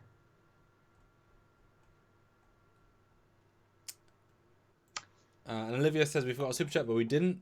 Sorry, you have to go back and check. We did when. Oh Sylvia yeah. read it. But did I read it or not? I'm sorry if I didn't. You did. Now it's interesting because Terminator 1 and Terminator 2 and Alien 1 and Alien 2. That's no, it's Alien and then Aliens. Yeah. For clarity for the audience. Right here. Yeah. I have a fascination with xenomorphs. I watched that movie way too young. The first one, I think it was like 8. Yeah. And then my mom just kind of looked at me and she's like, "I don't think you're old enough to watch this movie." And then we just went and continued to watch the movie. She chose right. She chose, quality cinema over quality parenting. But obviously both sequels made by the same guy with an expert sense of filmmaking. But both in those two types of films, part 1 and part 2 are so radically different that you can't compare them in the same way. No, but they're both great films. But they're both great films. But I do think Aliens and Terminator 2 are both better films. That's because they're both building off of a new direction, bigger budget, bigger scope, somewhat better characters, somewhat. You can't help but win when all those things come together. So I think they're better films, but they're different. But they're different. Yeah. They tell the story differently. Oh, kind of like old TNG and Picard. Sorry, Picard tells the story? Well, yes, there is a story. It's a very simple story. Well, you know what?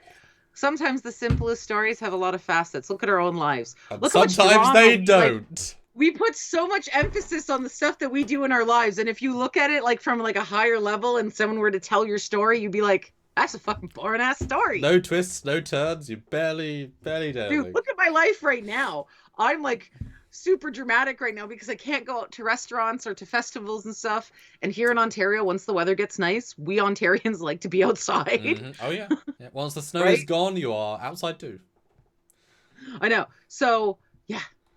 Well, how was the snow this year? Because I don't think Stuart talked. It wasn't actually too terrible this year. We were told we were supposed to get a terrible winter. Last year we did have a lot of snow, but that was because it was so bloody cold. When it hits -40 with the wind chill, you can't really snow. Yeah, it's funny when it gets so cold it can't snow.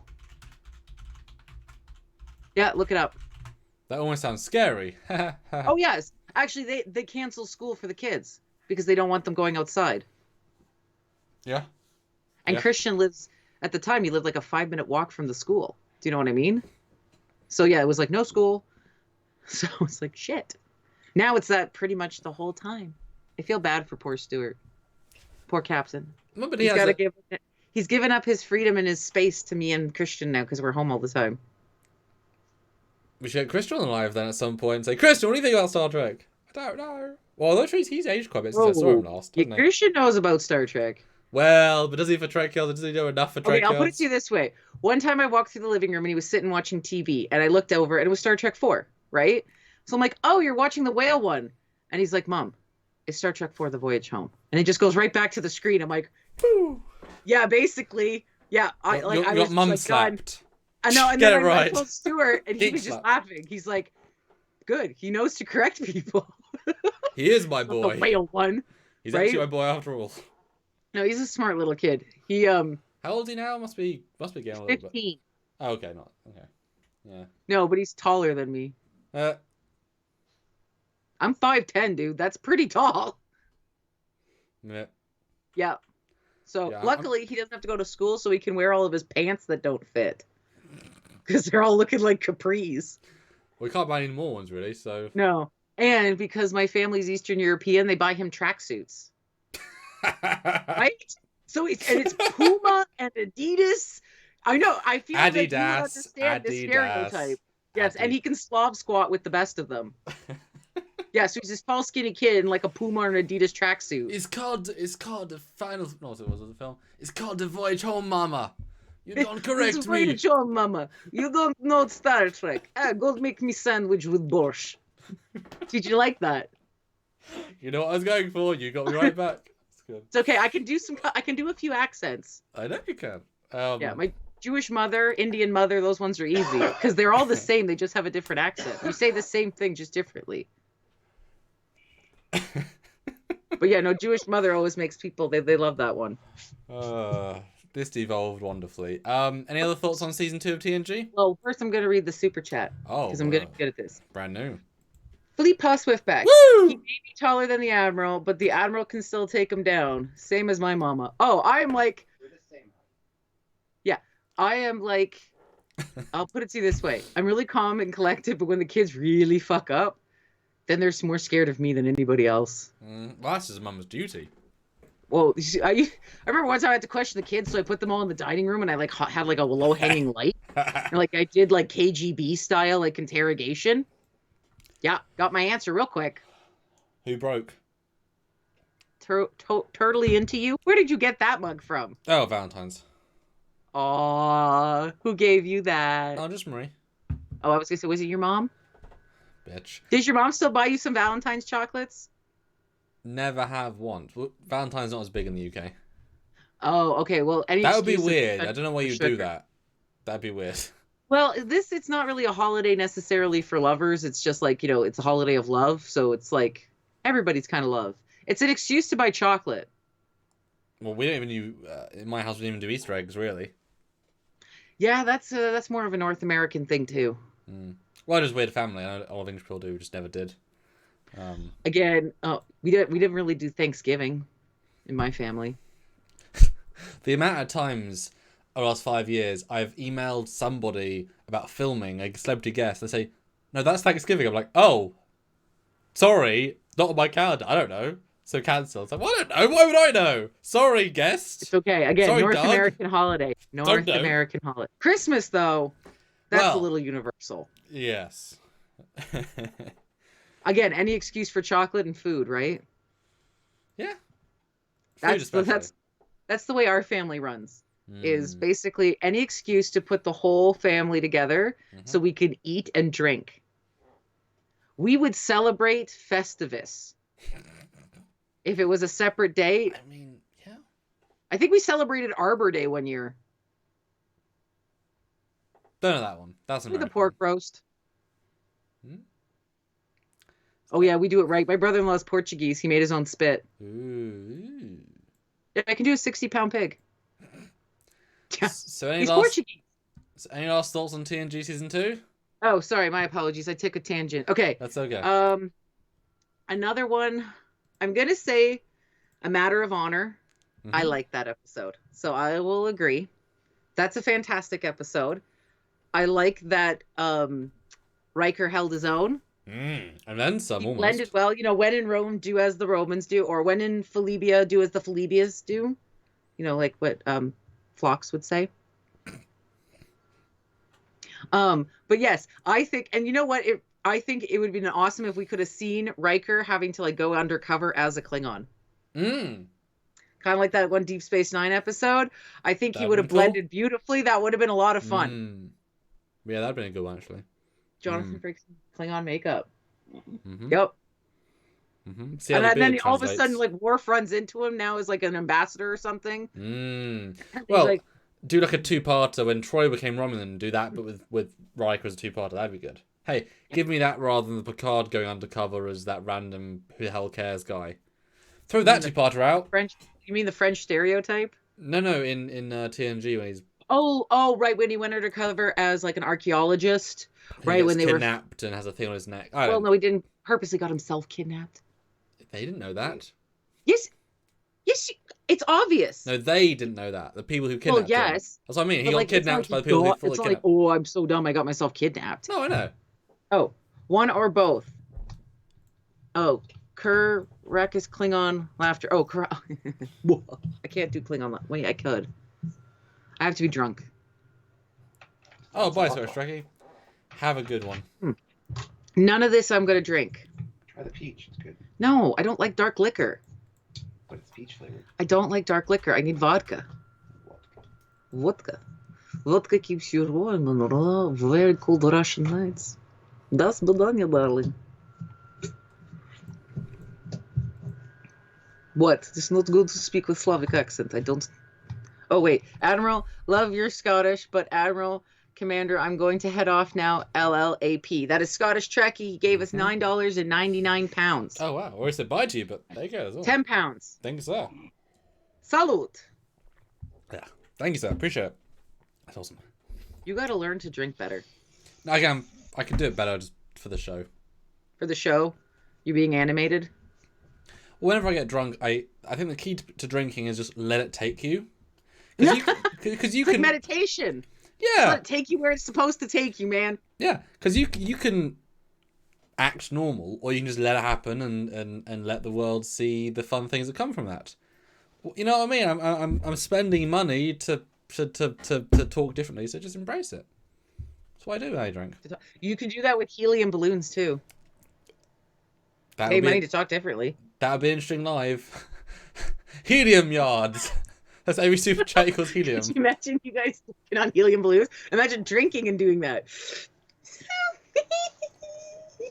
Fleetpaw Swift Pack for $2 says suck my dick. Whoa, Fleetpaw. Okay, well, that sounded a little bit like you were one of like a little Chipmunks? tiny newsy boy in like 18th century London, all dirty and smeary, making trouble. Don't know that reference, but okay. Just random comparison. I should probably put Stuart back on. How long have I been sitting here? I don't even know what time it is. It's 3:24. I've been sitting here for like 25 minutes. 28 minutes, yeah.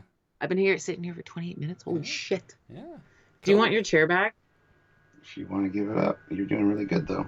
People like you. Give it up. Gonna give it up. Who's gonna give an Admiral salute via super chat to say thanks for the Admiral stopping by? Give it up. Last time it was the give it up. ambassador, and I now need helium. it's the Admiral. Kailash Commander. Oh, yeah, there you go. Oh, that was 10 euros. Ooh. Wait, wow. who is that? I can't read it. Oh, it's turning 3434. Thank you. Your name. Tuning, sorry. Ooh, There it is. my apologies. But yeah, Euro. So he's in Europe or part of the European Union. Yes, it is. Good for him. Samuel's not anymore. Samuel's not anymore. I'm still European though. I am too. Yeah. I actually am in the European Union though. Did you read the super chat? Yes. No. Oh, you did? Yes. Oh. I need helium. And then it was Kailash and helium talk. And then Commander. So apparently Commander has to drink. No, he has to say Kailash. You have to say Kailash. Okay. He's doing it in high pitched whine too.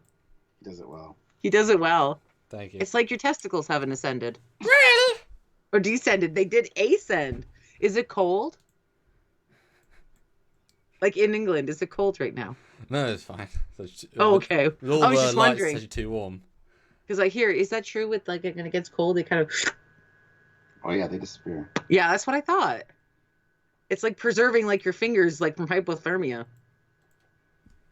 Could you imagine if you could just suck those into your body?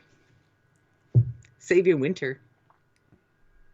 Testicles, ha ha ha. That's all I see is on the chat. Someone. It is warm today. Raj. Oh, so it's warm in England. Good for them. Is it wet? Okay.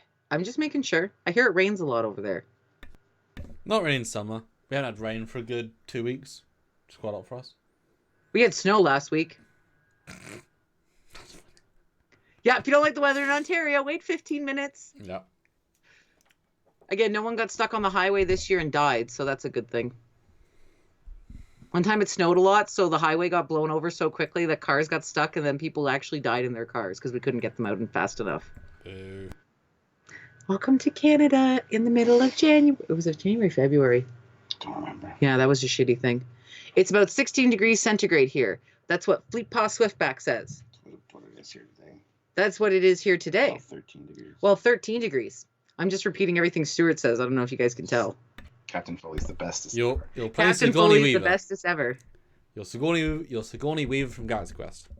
I have one job on this ship. And I'm going to do it well. You don't have enough cleavage out for that. No, I'm not going to whip out a tit. Olivia Julius, where's Captain Foley? Is he sick? Yes, he's got the COVID.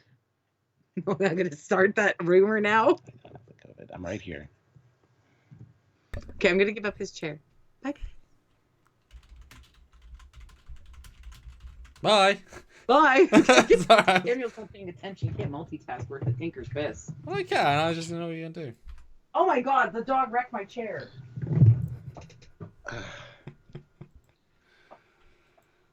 Oh my god, demotion, but... Your so much more normal handsome. ray of sunshine is returned. Yes. Demotion, but you've actually seen season 2 recently, so you have the knowledge. Alright, now you've been drinking along with the super I have chats? been. Because there were many, Stuart. I noticed. I was right there. Alright, so we're now an hour and a half in, I believe. Let's start the episode. Are you kidding me? No, we're not doing this. Yeah, we've got to go through it. It'll be quick. Cause Let's make it quickly. Okay, yes. Okay, Okay, season 2, episode 1, The Child. In retrospect, what do you think? good. Shit. We'll do it at least vaguely properly. It's shit. I mean, it's boring. It's an interesting premise, I guess. Just badly for done. For an alien learning about humans, it's kind of interesting, but yeah, badly done. And the ending's terrible. Yeah. It doesn't compute at all. No, it's a bad season opener for sure. Oh, terrible. I mean, it's probably one of the worst. Even Farpoint's better, and Farpoint's not great. Where Silence Says Least, I still think this is pretty decent. Although... No, I mean, what's wrong with it? I still have good memories of this one. It wasn't the most... Where Silence Says Least? Yeah. It's a good one. I Even better premise. we're It's a gonna good, try, we're gonna try to strong guess sci-fi. our scores. Well, no, I'll say at the end. Don't worry. Okay. Well, Silence Says Least has a good premise. I love seeing another Galaxy class kind of. Close enough. Yeah. And then the whole Nagilum thing, the powerful entity. It would have been cool if he had come back, but kind of terrifying. Mm-hmm. And we're gonna destroy our ship. You know what? That's just the way it is. Maybe this one's not as great because they didn't go as far with it, and they didn't. They spent a lot of time doing not a lot, so it wasn't as crammed as other episodes. Does that make sense? Yeah, it's one of those things I don't remember much of. I remember the That's rift. what I mean. They just kind of went from A to B, and I remember creepy Nagilum. he's horrible. Olivia Julius, $50. That's amazing. Why did they get rid of Dr. Crusher for Dr. Pulaski Olivia. and the other way around? Jesus. Well, there was some contract dispute issues, and she doesn't feel her character was being treated well, so she wanted to change things up, and she went to the producers, and they said, fine, get out of here, we don't need you. And then they found out from fan backlash that they did need her, so they brought her back for season 3. Pretty simple. But yeah, I need to have a drink. It's $50. God damn it. Well, yeah, not just that, but she also didn't like how the her and the son arrangement was going, as well. She thought she was going to get more of that and be more developed. And she also didn't agree with all the lines she was given. So there's a combination of all the things. And at that point, the guy who was sort of supervising some of the scripting stuff didn't appreciate this, one of the many actresses, one of the many actors being so I don't agree with this, don't agree with this. And he was like, I don't need this. And so when the contract stuff came up, it was like, well, you're being an annoying actress, you're being too much, this is not professional. When in other shows, other teams, you would think, oh, it's great to be involved. And other shows, especially Stargate, they loved the interaction because like they got to learn who the characters were, the actors, and they got to invest themselves. And then was sent away, and then the fan backlash and stuff, and then the way they brought it back. Obviously, we'll see if it works. But if anything, it's kind of a success story that the character was so strong, and the relationship with Picard was so strong. Which, boy, when you rewatch season 1, there's so much of her and Picard as like almost intimate, like the vibe that they didn't really go along with that. Yeah. Jeez. And Zach says Pulaski would have worked if they cast a hottie instead of a naughty. And naughty is not Naughty. It's naughty Nottie. And that's funny because she was in 2 episodes of TOS and she was absolutely a hottie back then. She had that raspy kind of strange voice though. But yeah, she was pretty hot back in TOS. You know what's weird about Pulaski? I think of her in her like 60s or 70s. She's really not. Like, her face looks older than her hair looks and her wrinkles look. But I always thought of her as being an old doctor. She's not actually that old. But she really isn't that old. She just feels older. Which is weird. But thank you, Louis. That's incredible. Wow. Elementary Data. Was it as good as you remember? Yes. A lot of fond memories of this episode because, like I said, I was a huge Sherlock Holmes fan at the time. Still am. But I would, watched anything Sherlock Holmes I could. So this tied 2 of my favorite things together, and I loved every second of it. I didn't think Moriarty was a good Moriarty back then. In retrospect, looking back, he absolutely is a fantastic Moriarty. And some of the other ones that I considered good back in the day are now kind of like, cardboard cutout bad guy Moriarty that doesn't see, there you go. That doesn't have the depth and definition that Moriarty should have. So I think actually, looking back on it's actually better than I remember. I just wish it was longer. It feel like that episode went so quickly just because there was so much I was enjoying in it.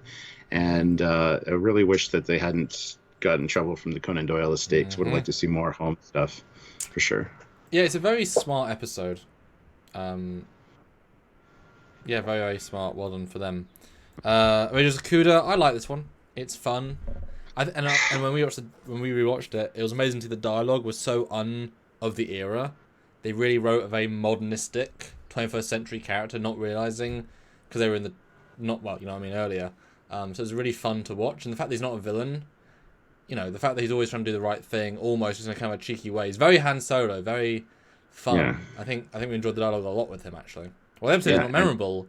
He's a great character. And the most memorable thing about the episode for me is Terry Hatcher.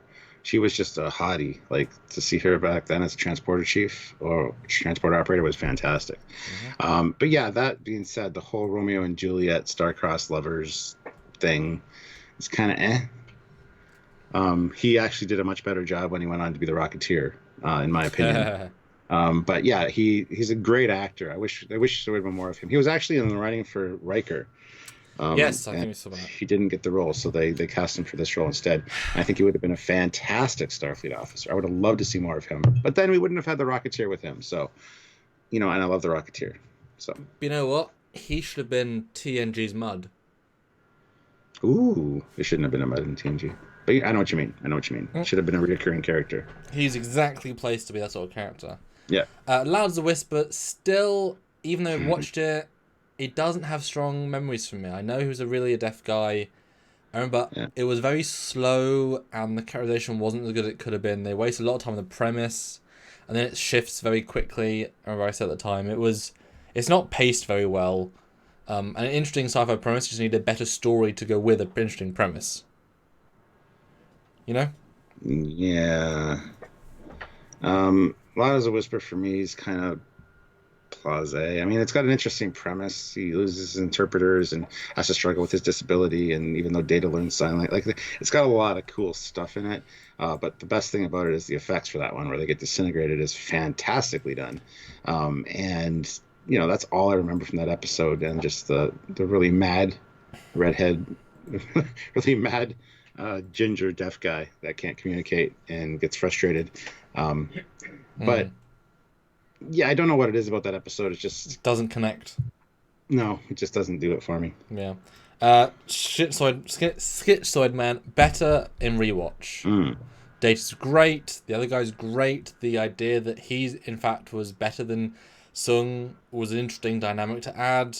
Creepy with the other lady who I remember we said at the time he's trying to hit on his old assistant. She should have known instantly. That felt a bit weird. I remember. The crew really should have clocked him as not being Data way earlier. But that said, really fun episode, and again, great premise. And there's so much of Picard, like putting people into androids is in this episode. Wish they'd referenced it. But yeah, definitely better on rewatch, I think. Yeah. Olivia Julius, $2, not review without hashtag Kira fertilizer. What? It's a Kira fertilizer. She was kind of a shithead. What does that? So, what does that mean? I don't know. Thanks, though. She's just being facetious and like putting a different name in front of fertilizer. But I have seen the first Picard fertilizer. It's a fertilizer. It's interesting. Yeah, Schizoid Man's good. It's got some interesting premises, and the whole speech to know him is to love him is to whatever. It's great. Although I don't know why people didn't catch on sooner that what was going on. It just seemed very odd. But the acting is really good, and boy, acting's awesome. I mean, this is what episode 6 of season 2 already had elementary data, and they gave Brent a lot, and he took it and elevated it beyond what they wrote. I think by this point they're like, yeah, he can absolutely run a season. I mean, an episode. I mean, Measure of Man, again, he headlines in that one. Pen Pals, again, headlines Data. There's so many he headlines as an actor, as a character. I mean, whatever you say about the Brent character, the Data character, the Brent actor is what's making the stuff come to life. Tremendous actor with a lot of range. Really good for him. A natural selection, even now, all I remember of it is that they get old and there's stupid safety protocols that don't make sense. And it contradicts DS9. And the part I just don't care, you know?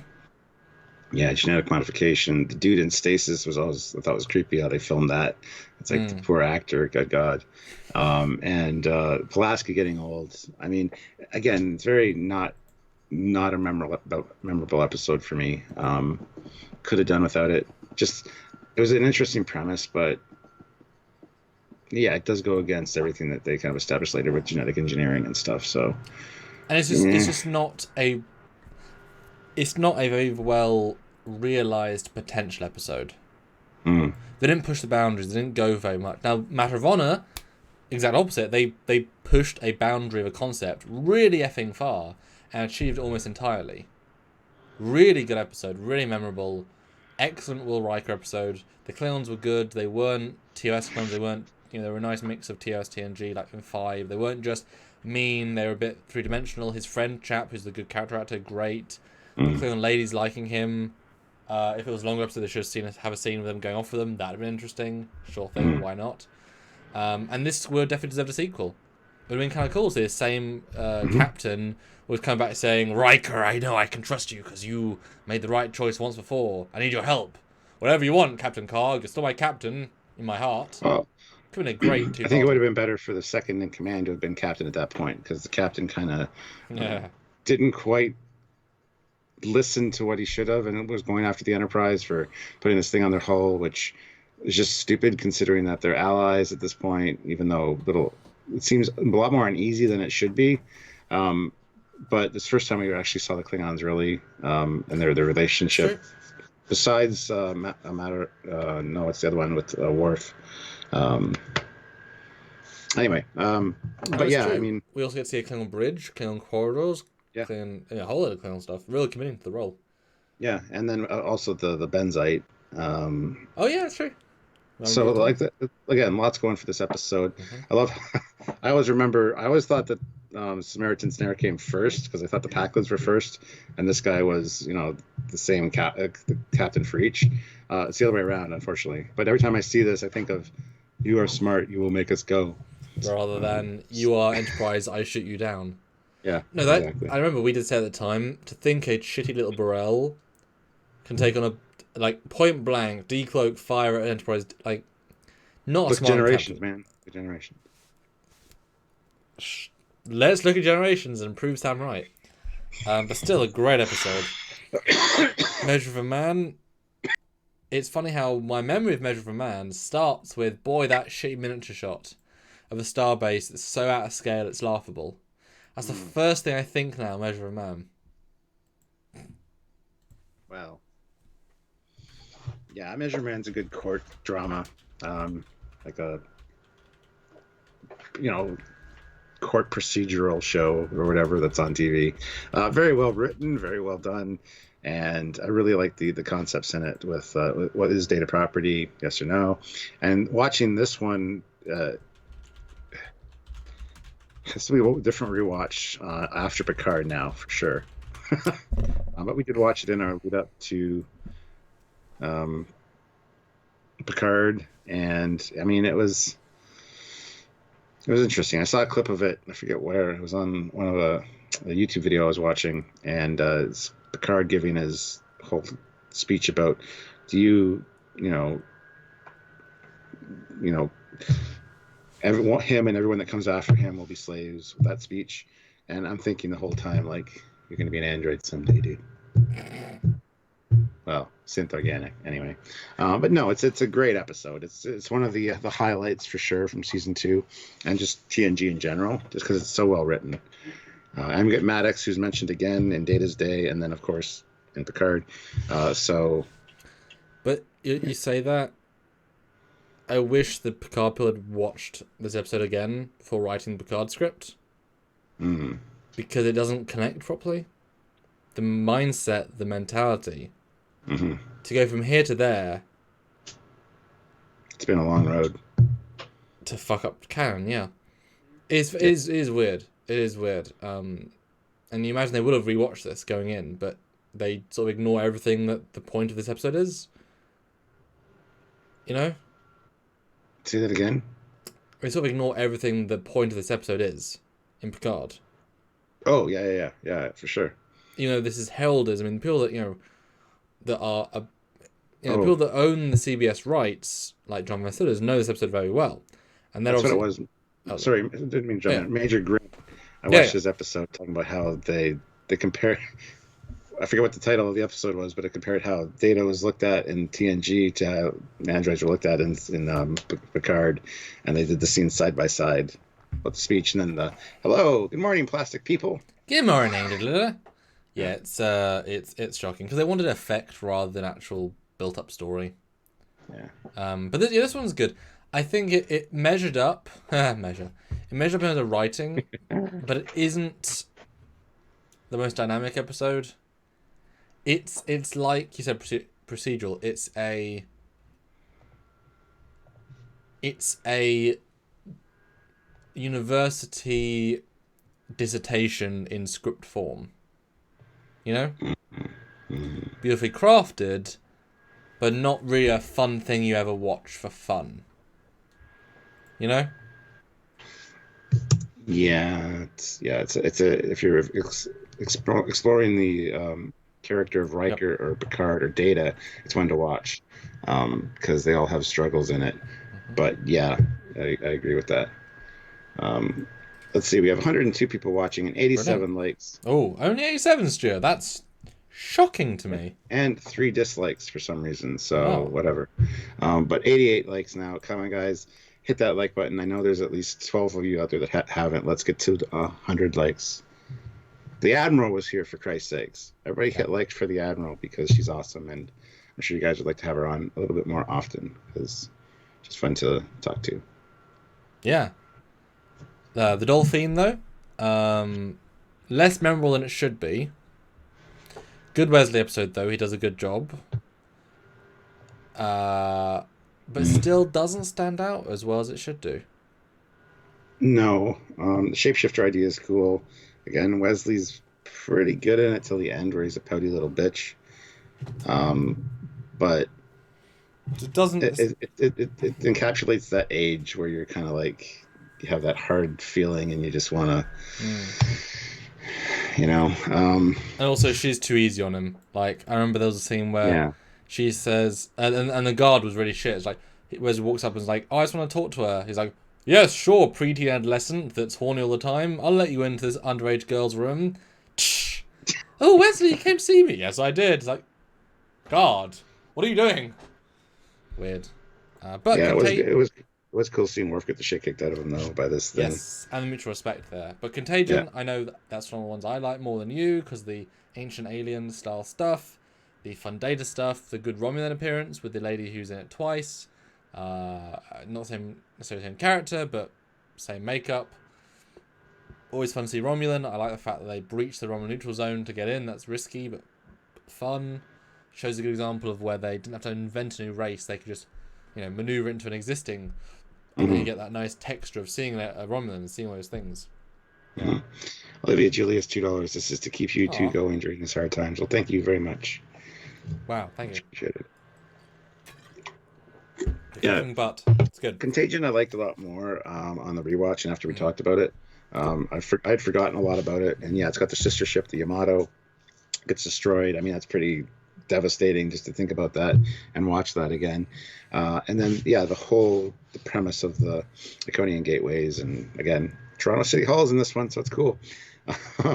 But also we got the Romulans. You get to see Picard going to the Romulan bridge. Very interesting episode, actually, in hindsight. That being said, you tell me the episode name Contagion, and I'd be like, I have no idea what that one is. The name doesn't jive with the episode. I get what they're going with it, but it's one that it lulls into full sense of knowing what the story is. The Contagion is the virus in the ship's computer. But that's a very small part of the episode when you really break it down. And so you're thinking one thing, but you're watching this interesting other thing. I hear Contagion. I think it's about a sickness on a planet that they have to go and help. It just doesn't. They have to go help the Earth from COVID-19. And I get what you mean. Squadra Course, $2. Can't give you 2 likes, so how about $2? Well, thank you very much, Squadra Course. Also, if you can't, if you want to give us more likes, do that in the form of dollars. That works for us. Yeah, works for me. Royale, I'll always enjoy this one. I think it's one that I've watched more than the average one, so rewatching for this wasn't a great thrill. But you see the 3 characters that are in this episode: Worf, Data, and Riker. All got great stuff to do. It's nice to see them given priority. I remember we liked the scene where we had Picard read the book and was like, "Is this really what they wrote like?" And Troy's like, "Yeah." That whole scene's fun, and the sets are good, actually considering, and the character actors are good, and it's memorable because it's so different, and it's not technically a holodeck. While theoretically in function it is, there is a reality there that does give it a different paradigm. There is real risk. The other guy died so he couldn't get out. And only Data was able to get out because he was able to break the rules. It's fun. It's genuinely fun. And I think it holds up because it's just so different and interesting. So I give all credit for that. Unless... and Jordy gets his... Oh yes, Contagion. Jordy gets his ass kicked by a turbolift for good measure. Royale shit. Oh dear. Christopher Rollins. The Royale, let's do a holodeck episode without a holodeck. Yeah, very true. Con Barrett. The Royale, best forgotten, even if something produced during White Strike. I like it. It's fun. Stuart is still foreign investors. Yes. Excellent. DS9 also had a good Iconian episode. Yes, it did. There he is. Hello. I'm back. Jeff Jacobs, $2. Thank you. 100. Drunk our way to it. 150. Why not? Some of this too. This is good. The Royale's a fun episode. It's the holodeck episode without the holodeck, and the safety protocol thing doesn't apply because it's it's still real. It's still substance. Plus, we get to see a future American flag with 54 stars or what, I can't remember what it was, and kind of getting a resolution to like a past. This probe went missing. What happened to it? And then the aliens trying to compensate and make things right, and using this book as a reference. Kind of goes back a little bit to the TOS episode, which I can't think of the name of right offhand, with the Chicago mobs. Piece of the action. Thank you. Where they take this book as like how the whole our whole society is supposed to be like, and kind of turns it on its head. But it's so interesting that they have to finish. It's just like a holodeck episode. They have to play out the rest of the program essentially to get to the end to be able to get out of the building. So it's got some really great concepts in it, and it's a good episode. It's a fun episode for sure. Yeah. Times Squared, creepy to me. I still don't think it's as good on second viewing. It's never been one of my favourites. The logical leaps are a little bit strong on this one. I think there are lots of little things I don't like about this one, even though the creepiness is kind of cool, and the good makeup on Patrick made him look weird is good. Doesn't really connect with me fully. Yeah, this one, I enjoy this one. I love watching it back because I love seeing the side by sides of Patrick walking down the hallway and stuff. Well, that's expert. What a yeah. But yeah, the whole anger that Picard has towards the other Picard for going on, it's very off-putting to me a little bit. Like I understand it. You understand why you'd be pissed at yourself, but at the same time, everything's done for a reason, so you got to take that into consideration. And then their plan is to, it's after you, Captain. Oh, I'm going to lead the ship again. What are you talking about? Obviously, that didn't work. Yep. But anyway, it gets resolved, and it's just interesting seeing the doppelganger thing in an episode, and plus the time thing. I love time travel episodes. I love that. Those ones are some of my favorites. So, yeah, it's a fun episode, but not high on the list. No, I love your breakdown there, the logic. I remember a great thing we called out, which still, I think made us both laugh at the time, was Picard is looking at Picard in sickbay. And Troy comes in, they talk about it for a bit. And Picard's like, stay with him, that's an order. Walks out, talks to Beverly, or Pulaski. Pulaski irritates her, she walks out. And we're like, but he ordered you to stay. Like, literally 55 seconds ago. Why aren't you caring about his orders? There's a few of those little moments just like, what are you doing? And yeah, the logic of him being angry. Good acting, but misplaced and wasting screen time that could have been added to the narrative. Yeah. Good effects though. Tom Casey, awesome effects. Tom Casey, $2. Doing my part again. LOL. Thanks for doing reviews. Thank you, Tom. Thank you for doing your part. No problem. More of my peach and royal, which is really good. Thank you guys for joining us. It's awesome. 106 people here now. Hit that like button, guys, if you haven't. We doubled since we started, Chaser, which is awesome. SWTX Chaser, $10. Take a drink, Captain Commander. I'm going to have to go to the loo, so I'll see you in a moment. Okay. It is Gelosia time for Samuel. He's got to break the seal. Breaking the 7th seal. Time Squared I found was too long, says Dan 23. A lot of that's the problem with a lot of the season 1, season 2 episodes. They suffer from the problem of only having one plot line throughout the episode. Later seasons, they fix that. They have like an A and a B plot, sometimes even a C plot, which breaks it up. It breaks up the main story. You don't have as much filler because you don't need it because there's another story going on. I find when they focus on one plot, there's too much to that episode length, and that becomes a problem. And season 1 and 2 suffer a lot from that. A lot of TOS suffers from that, unfortunately. There's very little B plots, if any, in TOS. So it's a form of storytelling that they eventually mastered to some degree. So I think that is probably the problem with Times Squared and a few other of the episodes here. They did try a few times to introduce a B story, and it always helps. It always helps the overall narrative because it helps the pacing of the whole entire episode. If you break it down to just the A story and just the B story and just make them separate, it's actually very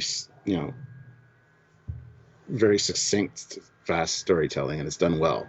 But a lot of times when they don't have that, it just doesn't quite work, unfortunately. And I think that's the problem that I saw in Picard a lot, was because it just felt like it was dragging. If they're trying to fit it all into 10 episodes, and at times they wanted quickly, and there was no underlying stories under there. Like season 2 of Discovery actually did a lot better with their episodic storytelling. Yeah, there was an overarching story plot, but they bookended the episode with it. At the beginning, the end focused on the overarching story. The middle of the episode was the episodic story, all on its own, which is great. So it does still have that episodic feel while maintaining that serialized story arc. So there was a lot of a good that came from the way that TNG progressed in its storytelling. And unfortunately, just all these episodes in season 2 it's not quite there. It doesn't capture that because they still haven't found that formula yet. I think that'll really find its legs more when we hit season 3, and that's when that element comes in and really helps the pacing and the story. Hi. Apparently you missed a super chat, so you might want to go back and read the one that was missed. Oh, Justin Hampton, $2, 100. Now 150. Come on. Agreed. Hit like if you haven't. 105 of you here. So Icarus Factor, yes. Great Klingon bit. What was the other plot that isn't in the thumbnail? Riker's dad and his promotion. Yes. And Pulaski's love affair. Surprisingly good, I think, on second viewing. And the fact that I still can't go over the actor looks so much like Gene Roddenberry.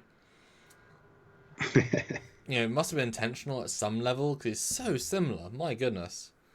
It was a good episode. It was good. And a good character piece. Well, yeah, it was building up Pulaski a little bit. It was kind of her show. And she didn't get that backstory. many, but she definitely got that one. Yeah. And boy... sorry. Riker's issues with his father. I mean, it's always good to have like the daddy issues, I guess. A lot of people like daddy issue stories. But his hesitation to take command and leave the Enterprise. Yes. There's actually some really good stuff in that episode that you overlook generally when you talk about it. Dan23 throws in £1 with no comment, but thank you, Dan. And then, of course, the Klingon arc with his rite of succession or whatever the hell it was, with the pain sticks and stuff. O'Brien saying, "Yeah, I want to see a pain stick used. It exploded the head of the Targ or whatever." It's like, oh, thanks. So that's one of the first examples of introducing a B story into the A story to kind of help the overall ebb and flow of the episode. So this is also one of those episodes where you really appreciate the excellent design of Klingon makeup and of Klingon costumes. Because this is still, you're like, everything about this costume is well made. And this, I'm sure, is all of their costumes. From Star Trek 3 and 2 and 1, this is all of them, but they're such a good design. Well done, them. Really solid. But then we get Pen Pals, which I still like. And in fact, when you're rewatching it, the dilemma comes across way more. Like the genuine discussion. I remember the big scene in the crew quarters in Picard's quarters where they're all having a discussion and Data puts on the message of her saying, I've got, her calling for help, shamelessly, knowing it's going to tug at heartstrings. And it's like, the android does understand emotions enough to sort of manipulate them a little bit. And Picard's saying, well, I've now got to the point where I have to screw First Contact, screw the Prime Directive, and be part of this, and stop things and do things. And it's a pretty... it's a very simple concept, a very Star Trek, what makes an officer concept. But I think for what it was very well done, actually. In rewatching it. Yeah, it was interesting to see Data take this approach and kind of step outside of his by the book kind of attitude. There you go. I was about to say, yeah, he's so by the book. His human dynamic kind of come out. And I love how angry Picard gets because, this is a real problem. You shouldn't have your officers doing this kind of stuff, considering they should know better. But then Data especially. It has to be dealt with. And Shizhenka, or whatever the hell her name was, was good. Well done. Was quite enjoyable as a character, actually. There's a few issues with it, how they leave her on the planet. They erase her memory, I think. But her parents would be like, well, what happened to her? Because we thought she was dead because she was gone for a while. Whatever. I don't know. It's an interesting take, and especially between Picard and Data. Interesting dynamic there. So I enjoyed this one, and it's fun. Always fun to watch and rewatch because I always get something else out of it that I missed before. So yeah, I think it's a good episode, and her fingers are freaky. She's got the long pinky finger. That was something I didn't think I noticed on the first watch, but it's there, but it's never really focused on. But it's a nice touch of detail.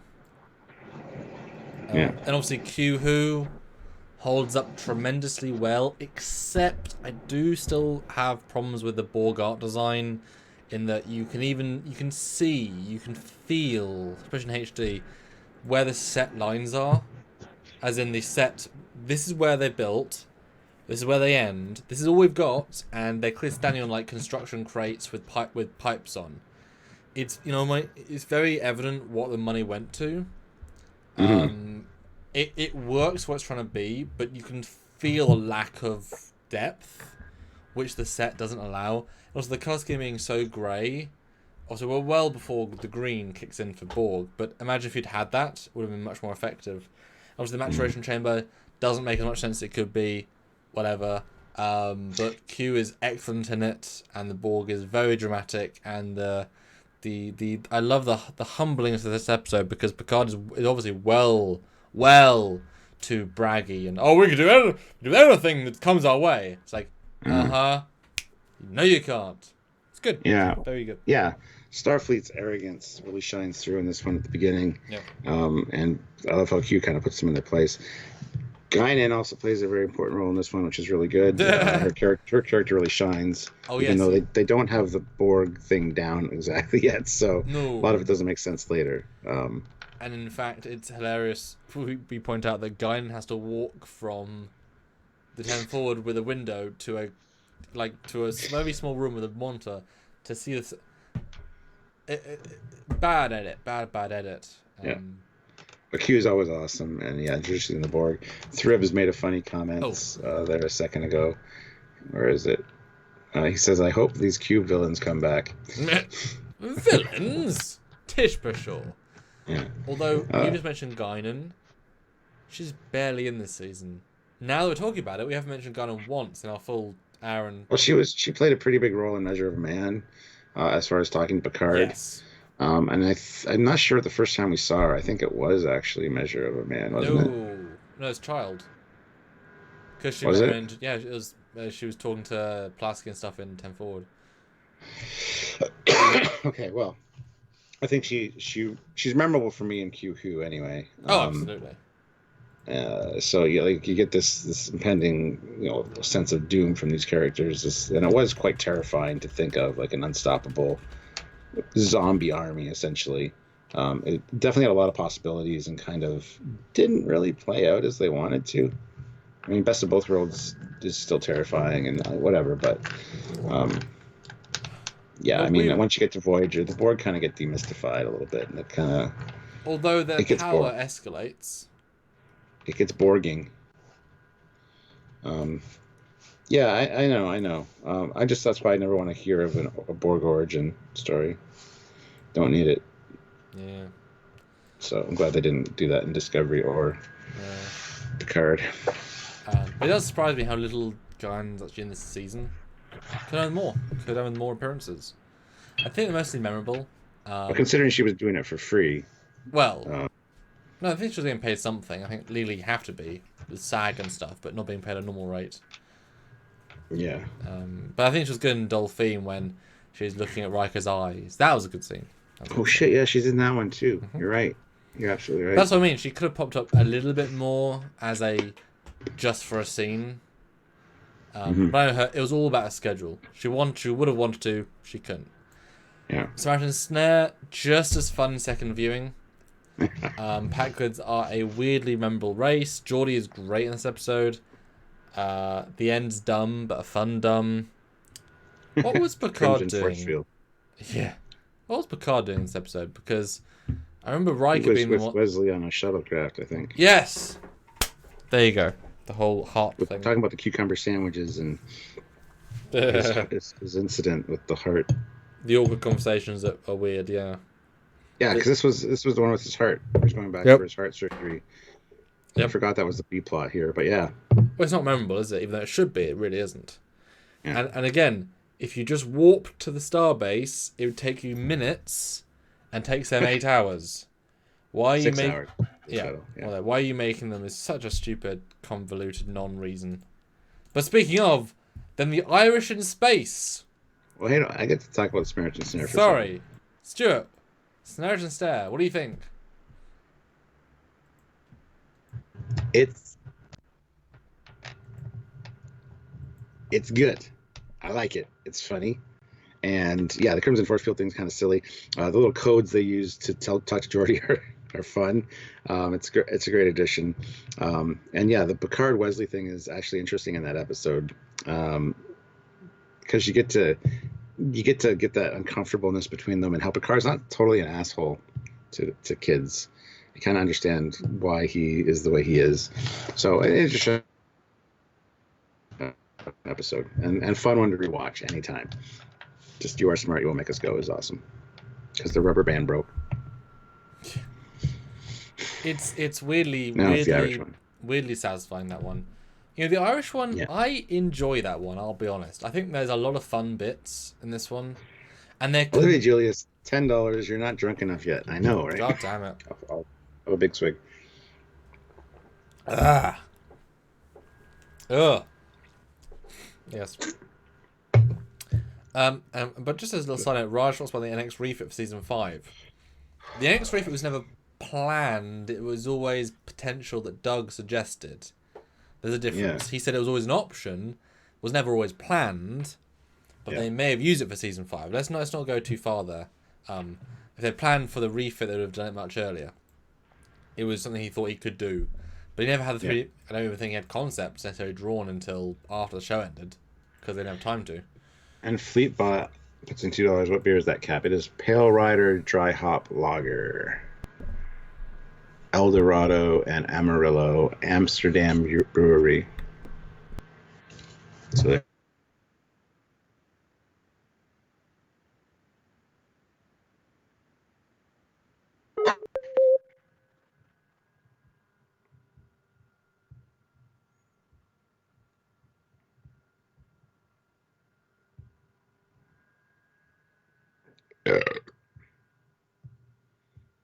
Sorry, you're frozen on my screen there. Trope Bum Wombat says, you guys are making me want to watch Trek. And go watch Trek. You got nothing else to do in this lockdown. So, do you want to talk about the long ladder now? Up the long ladder. Do you want me to go first? Yes, sir. Oh, okay. Up the Long Ladder is fun because we get to see what happens to a colony that went out from Earth and what became of it, how it split in two. I love that there's two storylines there, but they didn't really necessarily know that at first. The more advanced people went to another planet. The other ones chose to live the simple life. And sure, there are a lot of Irish stereotypes, but stereotypes are what? Was the clone one where they go to the planet and they get kidnapped? Yeah. No, yeah, it is. And they phase their bodies and they scream almost. Yeah. That's a lot in this episode. That is a crammed episode. Yeah, and the reason they do cloning is because like 50 of them went off to colonize this planet, and then the ship crashed, and 5 of them were survived or whatever. Yep. So they had to do cloning. Yep. Yeah, there are a lot of Irish stereotypes, but you know what? Stereotypes are funny because they're true. I don't care what anybody says. Screw the PC culture. Old Looney Tunes and stuff are funny with the stereotypes because it's funny, but it works here. I love how they find a solution to each problem. Pulaski and Riker's little issue that they have with the cloning procedures very interesting is awesome. Yeah. The foot washing scene, I have to keep bringing that up. My God, the midriff on that woman. I'm sorry. Anyway, and. Yeah, I think it's a very interesting bringing back together these two colonies that were once together when they left Earth, and it's a fun episode. So it's an episode that, again, I have a unique perspective on. I watched it only a few years ago because you missed this was the one I missed in TNG, which can happen. One episode I missed, but yeah, even just you saying that, boy, there's so much in this episode. They crammed a big plot, a lot of stuff because you only remember the Irish bit. That's what you remember, but there's so much more to it. And yeah, that whole scene with them beaming down, I remember I had a little bit of problem at the time, beaming down and murdering their own clones without any, remember they go to sick bay and it's like, Do you know what happened in those 3 hours? No, neither do you. No, I don't. Let's go down and kill them straight away. It's very visceral. It's very graphic. It's very screwy repercussions for us or for the culture. It's very interesting. Like, yeah. But the Irish stuff, I love the commitment to the bit, because having this much, as you can see on the thumbnail, straw and animals on the set, that could cause genuine damage and problems to the set. They committed, and it works so well. And Riker's great, and Picard's great, and the guy's great, and oh god, then a Worf with the booze with the guy, the replicator. I need some booze, laddie. Well, the replicator gives that's a stout drink. It's just, there's some really good. You can tell they liked making this episode, and it does show, and that often can be a big important thing. But we're finally back post Picard Stew. We now skipped from months ago to 2020. Manhunt. I liked the Picard stuff a lot more than I did the first time, but I don't think the episode's that great. Roxana is good, but it doesn't quite get what it's trying to get, I think. Yeah, this is one that suffers a little bit from being a B plot and being forced to be the complete plot. Yes. Again, yeah, Picard's great. Pulling in Data to help him out was fantastic. Loxana, it's always great to see her character, I think. And Mr. Holm, of course, was awesome. Trying to think what else happened in that episode. Oh yeah, the fish people and the assassination attempt, which was a very quick B plot right at the end to wrap up. But to have a very alien-looking alien on board that was in stasis, because I said I prefer to travel through space, which is fine, and then turning out to be assassins for this conference. Interesting, but should have been explored a little more, I think, in the course of the episode, and as opposed to having it all Roxana. So it's kind of a one for me, but not bad. And yeah, I think the end is one of the best bits. For me personally, that quick instant reveal. Although still, as we just had it, the holodeck thing about why didn't you tell her? The fact that she assumed that one random guy. Rex. It's fun, it doesn't work.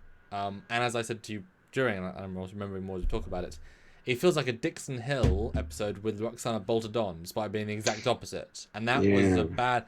It's so much great for the actor Patrick, but they clearly padded the runtime a ton. Needed a more rewrite, refunction. But the opposite, Emissary, packed, good quality, excellent acting, great premise, simple premise, beautiful costumes, really, really interesting concept, and Michael Dorn flexing his acting muscles and proving that Worf is an incredibly good character. And he wasn't necessarily going to be, and he really was, though. And Susie Plaxton. There's a lot about this episode that's great. It's from the premise of we've got to pick up this ambassador who's traveling in a Class 8 probe at Warp 9. It's like, what? Jeez. Right from the very beginning, there's some interesting stuff. Her character is great. Her acting is fantastic. She's super sexy. Sorry, what? She's super sexy.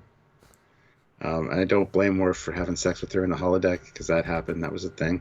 The holodeck program was fun. And yeah, the whole side story of the Klingons in stasis that are waking up after 75 years, and how they have a Katinga and they're ordered to attack anything Federation. We got to stop them. Will we be able to use diplomacy? Probably not, but we might have to destroy them. It's actually a really great concept. I just wish I knew more about their goddamn mission and why. Or anything about their mission, Stuart. Yeah. Even one fact. That was kind of glazed over for the sake of story convenience, unfortunately. Should have been a two-parter. Can you imagine, though, if they actually got miniature back out of storage and filmed New Shots Enterprise D with the Katinga and going to something, doing a mission? That would have been so good. And Plaxton being too. I mean, she's on the bridge of the Klingon ship, which we have a bridge set from Matter of Honor. She's on that bridge with Klingons, and she gets to talk to them. We get really nice texture, and Worf beams aboard, and that would have been... And then maybe even Riker comes aboard, as they say... maybe the Klingon captain who we see says, "I don't believe that we can live with humans," and they're like, "No, we have a guy that loves Klingons. Show him!" And Riker beams in, and they have like a fight, and it's like, "Oh yeah, Riker gets it because of Matter of Honor." That could have been almost a gentle sequel, in terms of his use. So yeah, but still very strong. Speaking of very strong, then we just reviewed it very, very recently. Peak performance, good episode all round, fun episode all round.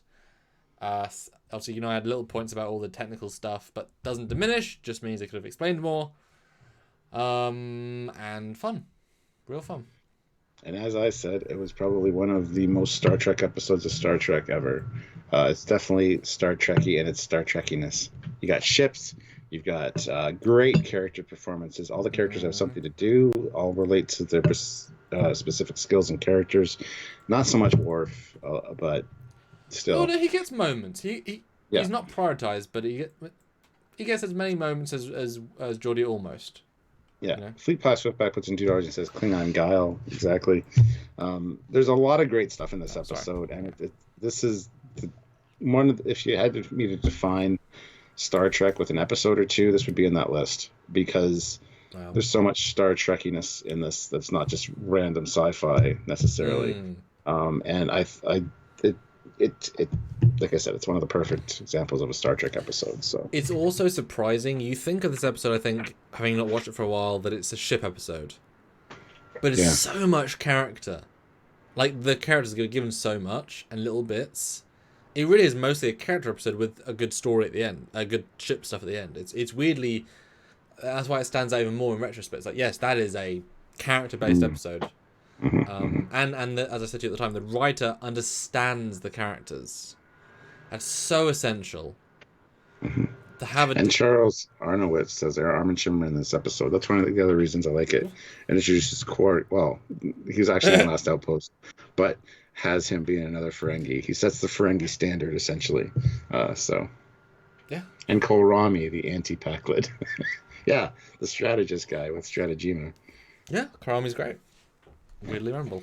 And then, of course, the highlight of the season, because it highlights previous episodes, therefore it's a highlight. Less bad in retrospect, but when you can take out 25 minutes for an episode and just throw it to the wind, it's a weirdly decent setup, clearly done cheap. Second half acting is awful. Glad Pulaski gets a good bit of coverage, Riker has some good lines, but the fact that it basically gives up. We know the reasons, but feels like it gives up for 25 of 42 minutes. If you take out credits, take out intro of 38 minutes, so over half of it is giving up. Yeah. Yeah. A 19-minute long episode, essentially. Yes. Yep. And you get some interesting moments, like with Chief O'Brien with Pulaski teasing her about the transporter phobia thing. A little bit of Geordi and Data. Not really needed that scene, unfortunately, I don't think. But yeah, good padding. Good character padding. Riker's character development was great in this. His sense of humor and putting that stiff upper lip because he's the first officer. He needs to, set a good example, even if you're dying. Well, it's almost a Kobayashi Maru in a very small sense, and how he approaches this is how he defines this, and he does. He approaches it very strongly. Yeah. And Pulaski's good in it. Yep. And like I said when we reviewed it, I think as far as clip shows go, because I've seen clip shows done in many other series as well. As far as clip shows go, this one's handled more interestingly than some of them. Some of them are quite lazy in there. And remember, there's the people like the sitcom ones are sitting on the couch. Remember that time?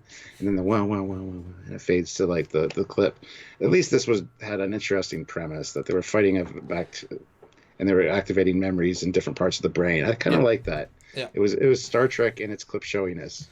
But as I said at the time, if it just been new clips of Riker at the Academy in Wrath of Khan uniform with his dad, with Pulaski, it could have been a clip show with no old clips, and that would have been really. Then it would have been premise followed by wonderful character development. You imagine and all Frakes has to do to make this episode work is shave his beard. He films this stuff first. Then he shaves his beard, end of the season, so it's fine. And does all the flashback stuff, looking young. Boom. Like, it could have been such a strong episode for interesting development stuff. Bring the dad back, bring Pulaski back, gives her 2 different roles. Really could have been good. Really, really, really. Anson Ricky is here. Hello, Anson Ricky. Hey. $2. Oh, thank you. Hey, Cap, dropping in to say hi to you guys. Well, thank you very much. We much appreciate it. I got still got lots of beer left. Yes. Right, so we've now reached the end of that. Huzzah, huzzah. So now we can talk about then the scores. I can now tell you... Just give me the episode name. We'll start with the child. I'll say what I think I scored it, and then you tell me the truth. Okay. Hold on. Okay. Yeah, it's been a while since we looked at those, so that'll be interesting for sure. Yeah, I want to see if my scoring is pretty. Okay. Fine. The Child. Two out of 10 for. And we'll just do for TNG, because for season 2. 2.5, Stuart. 2.5. Ooh, I must have saw something in it I liked that raised it up because it's a 2. Where silence is lease. Do you want to do yours at the same time? Oh, sure. I gave it a 2. So I gave it your score. Okay. So where silence is lease, what do you think? I probably gave that a 7.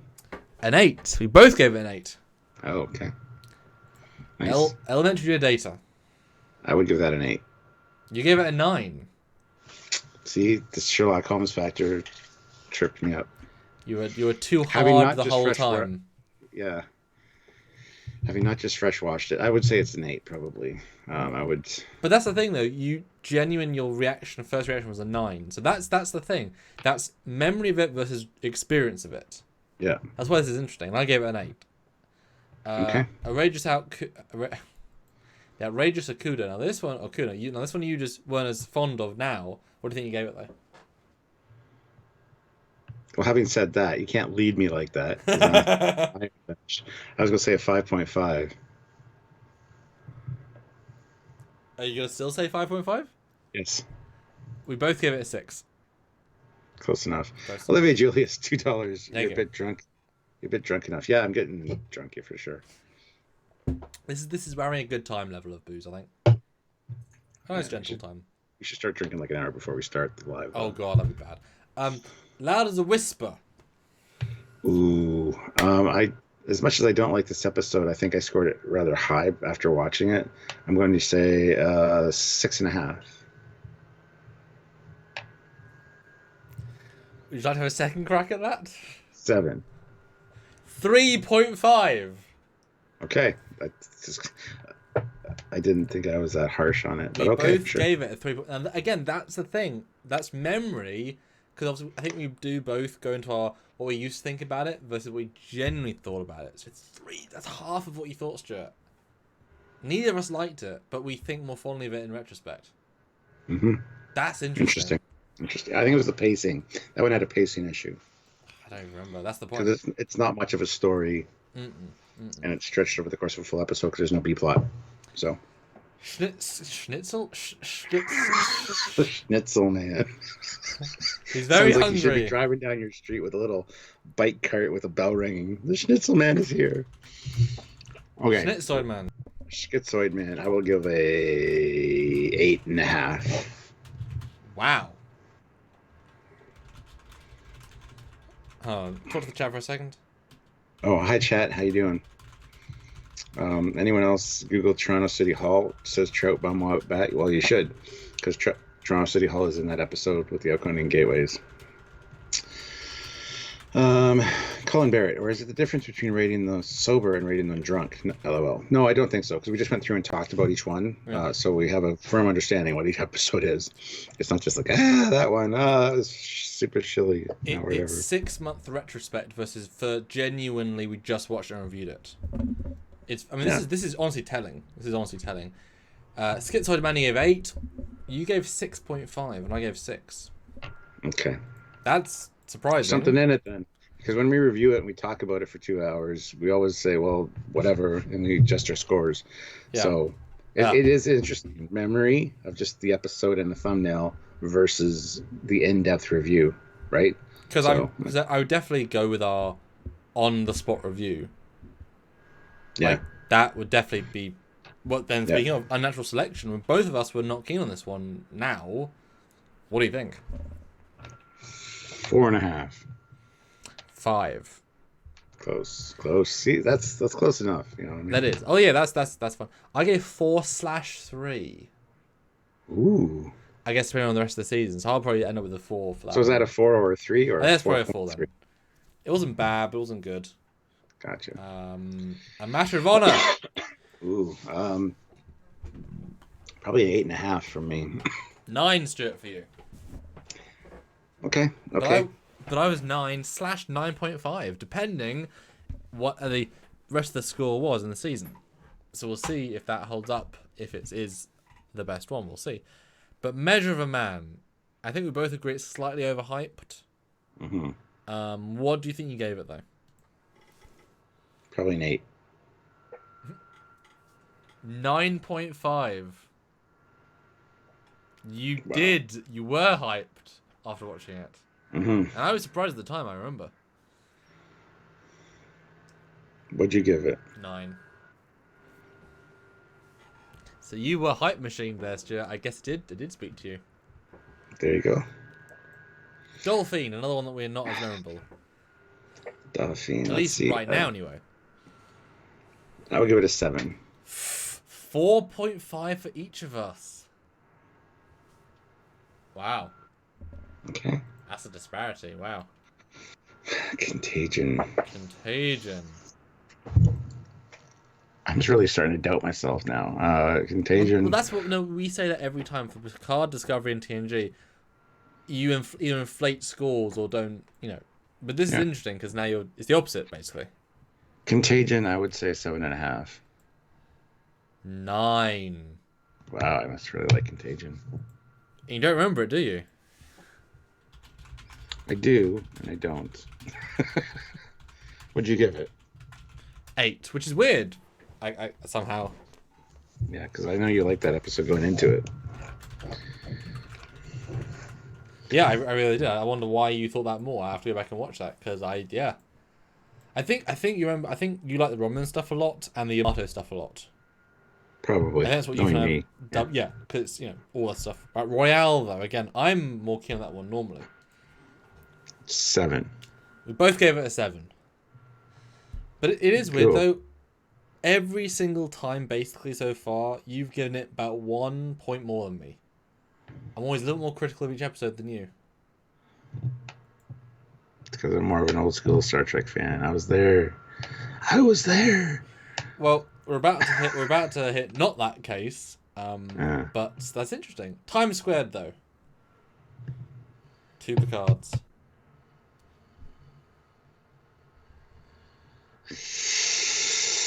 Ooh, I'm gonna give that a 7 as well.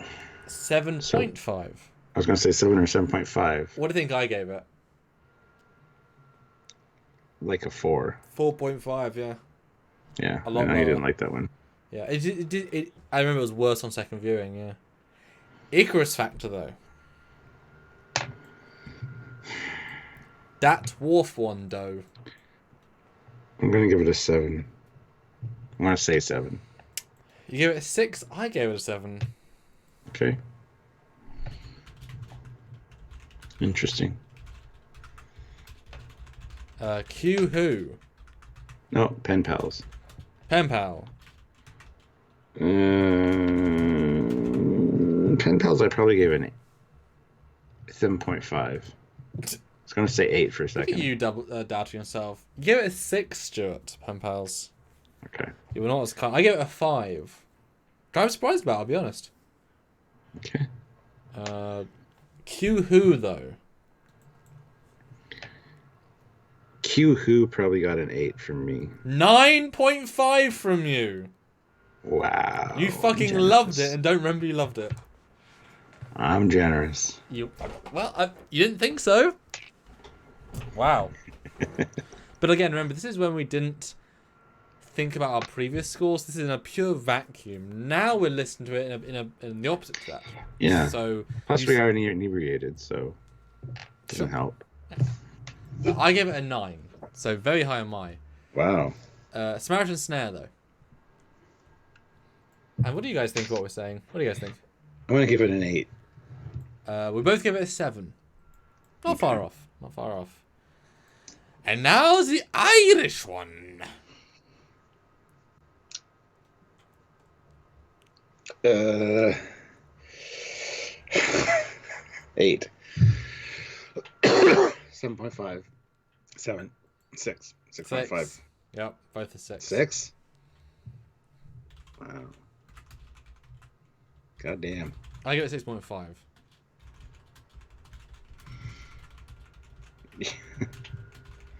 Oh my goodness. Okay. Manhunt. This was just last week or the week before. Yes. So our standards might be a little bit different. Man, I don't even remember what I gave this one, man.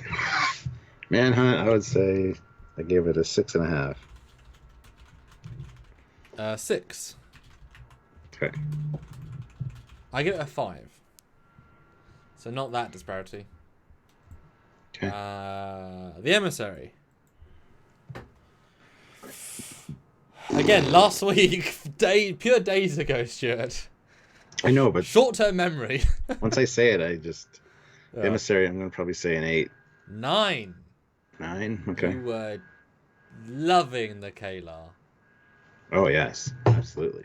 8.5 to me, not much different. Peak performance, though. Now, you said basically a perfect episode. What do you think you said, like, yesterday?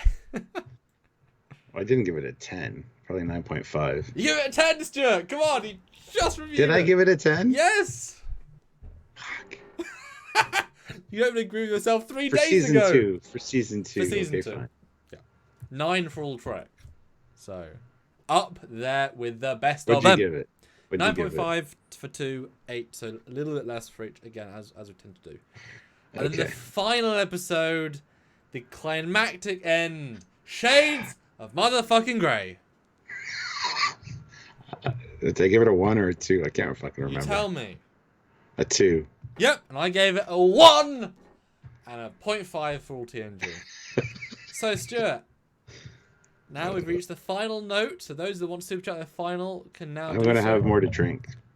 Okay, well, I've got Hopefully you guys are super chatting because I want to get more drunk. I've got this much left, so as we reach the final hurdle, I want to do that last thing. So now I can tell you, Stuart, your final scores, your genuine first reaction top numbers, and then bottom numbers. Are you ready? So, your number 1 Star Trek TNG Season 2 episode is Peak Performance, your favourite. And also, you had a lot of 9, 8s, and 7s, so I used the what you gave for all of TNG as the way to offset. If that was higher or lower, I would have it. Yeah. Which is, last year I just did last one just random order. So, Peak Performance, number 1. Measure of a Man, number 2. Okay. Q-Who, number 3. Okay. Elementary Data, number 4. Okay. And Measure of a Man, number 5. So that is your official top 5. Measure Man was number 2, though. And the Emissary. Don't know why I say Measure of a Man. Oh. The Emissary Okay. was number 5. Sorry, I'm not thinking. That's pretty good top 5 for So, season 2. Peak Performance, Measure of a Man, Q-Who, Elementary Data, Emissary. And Matter of Honor's not on there, really? Damn. Okay. But hey, strong list. I mean, strong list. It is. Olivia Julius, $2, hashtag 50 Shades of Grey. Lookout Tower Radio, 10 pounds, hashtag Stuart Drink, hashtag Sam Drink. And Olivia Julius, $1. You guys are awesome, so thank you. It's good stuff. Dungeons and Dragons is going to be fun tonight. I got the 7 with Sabrina and some other people. With your social distancing, or are you just gonna hug We and... play through Roll20. So we all get on Discord. We're all in a group Oh, yes, sorry. thing, and then we use Roll20. We roll the dice. We have the playboard. It's fun, actually. Cool. So my list, Yes. similar but different, but really very, very similar. My number 1, also Peak Performance. My number 2, also Measure of a Man. My number 3, however, is A Matter of Honor. So mine's up there. Can you hear me? So number 2 is also Measure of Man, yeah. Yeah, number 2 is Measure of a Man. My number 3 is Matter of Honor. Then my number 4 is Q-Who. My 5 is Emissary. So I have Q-Who, or you have Q-Who, I have Matter of Honor, sorry, and then slightly shifted position. So very similar though. But I have Elementary Dear Data. You have Matter of Honor. Yes, exactly.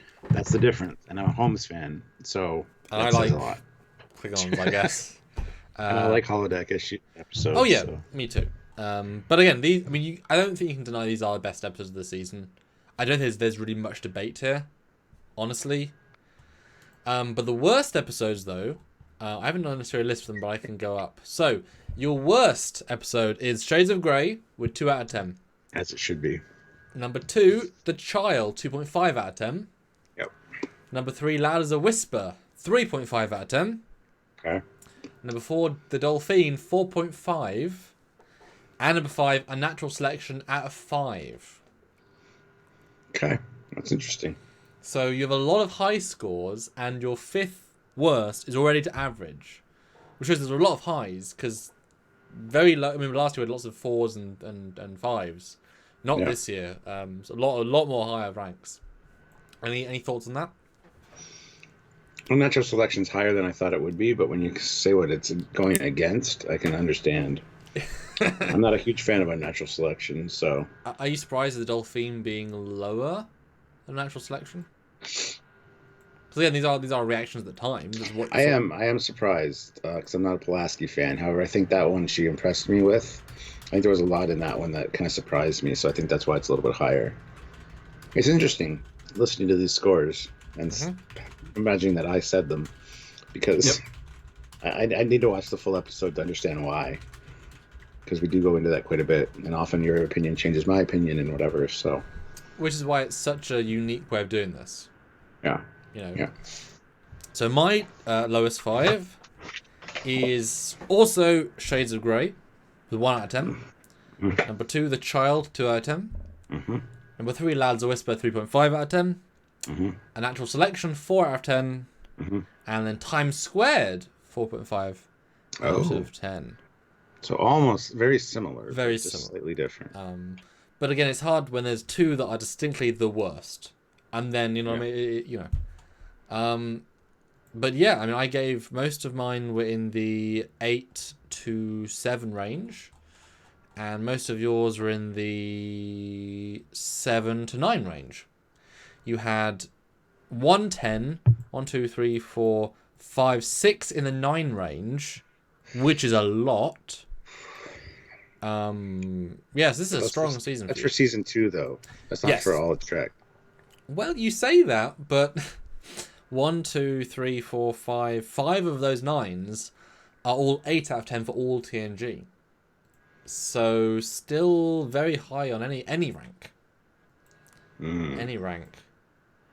Oh wow, Colin Barrett. Season 2 was weak, but keep in mind it had a lot of production problems, and we're lucky it was not far worse than it is. Have you listened to what we said, Colin? For the last 2.5 hours, it's not that weak. Go back and look. There's at least 8 good episodes that are good, and then half of the rest are average, and then 3 are bad. Yeah, it's a reasonably strong season, I would say. As much as it can be. We have so much more to look forward to as far as the later seasons go. Yes. So it's interesting. Yep. But one thing you really learn, though, is that the actors understood the characters very early on. We weren't trying to find, like Kira, I feel like they were trying to find who she is. Elizabeth Odo as well. They got who they were. And it flows throughout the seasons. So well done for them. All right, Stuart. There you go. There's our drunk retrospective. I've had a cider and quite a bit of vodka. I feel like people made us drink quite a bit. Looking forward to more food. I'll be honest, I'm hungry again. I am too, and I had a big meal right before this. But, you know, we've talked a lot. We've thought a lot. We've used a lot of that energy that we've had built up, you know? And you got some of the Admiral, which was nice. It was a nice half an hour, Stuart. Jumped in half an hour. That's a lot, really. Have you guys had fun? I know I've had fun. Next live, we're going to do a... I think I'll probably have another one side as well, gentle drink, but doing what we think season 3's episodes are about. Oh yes, that was fun. Those ones. We'll start with season 3. But I think we'll try and do some non-TNG as well, because we did the ship one this week and it fucking blew up. Really, really useful for us. And of course, check out our normal releases. Please do enjoy. Do you guys have any last thoughts, discussions? 96 people, 123 likes. Would be nice to have a bit more. But please do. Hit like if you haven't. And yeah, let's hang on for a few more minutes and see if we can get do the last super chat. Fight to the death again. I've got another drink in me. I did one more. So yeah, final super chat wins. Not much in there. There's got a ton in there. If anybody's interested in a big donation, still some beer left. I haven't even touched my wine. My Chateau Picard. Oh wow. But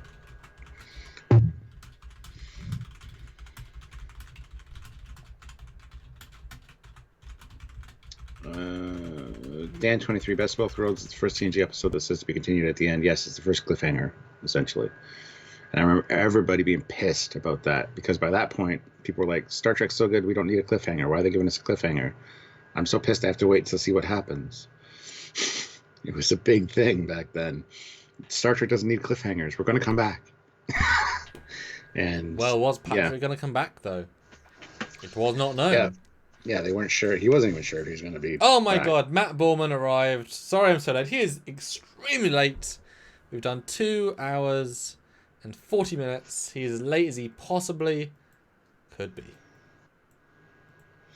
Rhode Island, Trekyards. Samuel, can you actually get drunk? Because you never seem to ever get drunk on these. Then you didn't see the last one. I was not good on the last one by the end, and I had a time getting over that in the look at the last one. That And the first one we did, I almost died. Yeah. Not on camera. I didn't watch the last half of it. I don't remember the last half of it. I probably should go back and watch it. But I almost died when that ended. That was one outside when I was filming outside, and it was not good. It was not good for the 3 days afterwards. But we made like 2 weeks worth of income, which is not saying that much, but we did, and it was great. Yeah. But no, seriously, I do. This was not a slow one, but I mean, I definitely feel it. I mean, you've heard my words be slurred, Stuart. Are you kidding? Yeah. But it's a good level of boozed. You know, it's like we've had fun. We've said You don't want to be wasted and have your whole day screwed. Well, I mean, So that shit I got to do today, man. it's 9:41. There's not much more of my day, but Well, there's a lot more of my day. It's only 4:40. yeah. God, no one's giving a final super chat. Is that because they want us to stay, or is that because everyone's out of funds, or both? Both, yeah. Rhode Island, Captain, I love seeing you get pissed in the first one. Oh, you remember that? Because I don't. I got to go back and watch that. Or do I? Samuel, do I? Which Should one, I? sorry? The first one where I got really drunk. Yeah, I mean... I don't know how it ended. Was it abrupt? Like, I gotta get the fuck out of here? No. Okay, You were good. completely yourself. And then I heard you were awful afterwards. Oh, on the bathroom floor for a few hours that night. Oh, my God. Super Coops puts in 2 pounds. Could Hey. this possibly be the last? I doubt it very much, Super Coops, but... Depends how Squadron much... Course. Didn't Samuel lose his shirt last time? Actually, both of you did. And what does IIRC mean? I thought it was like in real life, but it isn't, is it? No. Let me Google it. Hold on, I think Google will be the answer here. Oh, And yeah, Samuel did take his shirt off at the last part I of the said I last would. I one. just had to drink more. Had to. You got a $100 super chat or something for it. If I recall correctly. Ah. If I recall. Okay, gotcha. Thank you guys. Fleet Pilot Swift All backwards right. into I win. Anti-Trekkers Alive takes the cake with Drunk Captain. Oh yeah, that was like another one where I got shit-faced and don't remember the end. I think you were worse than ours, though. As in for repercussion-wise. they were- Repercussion-wise, yes.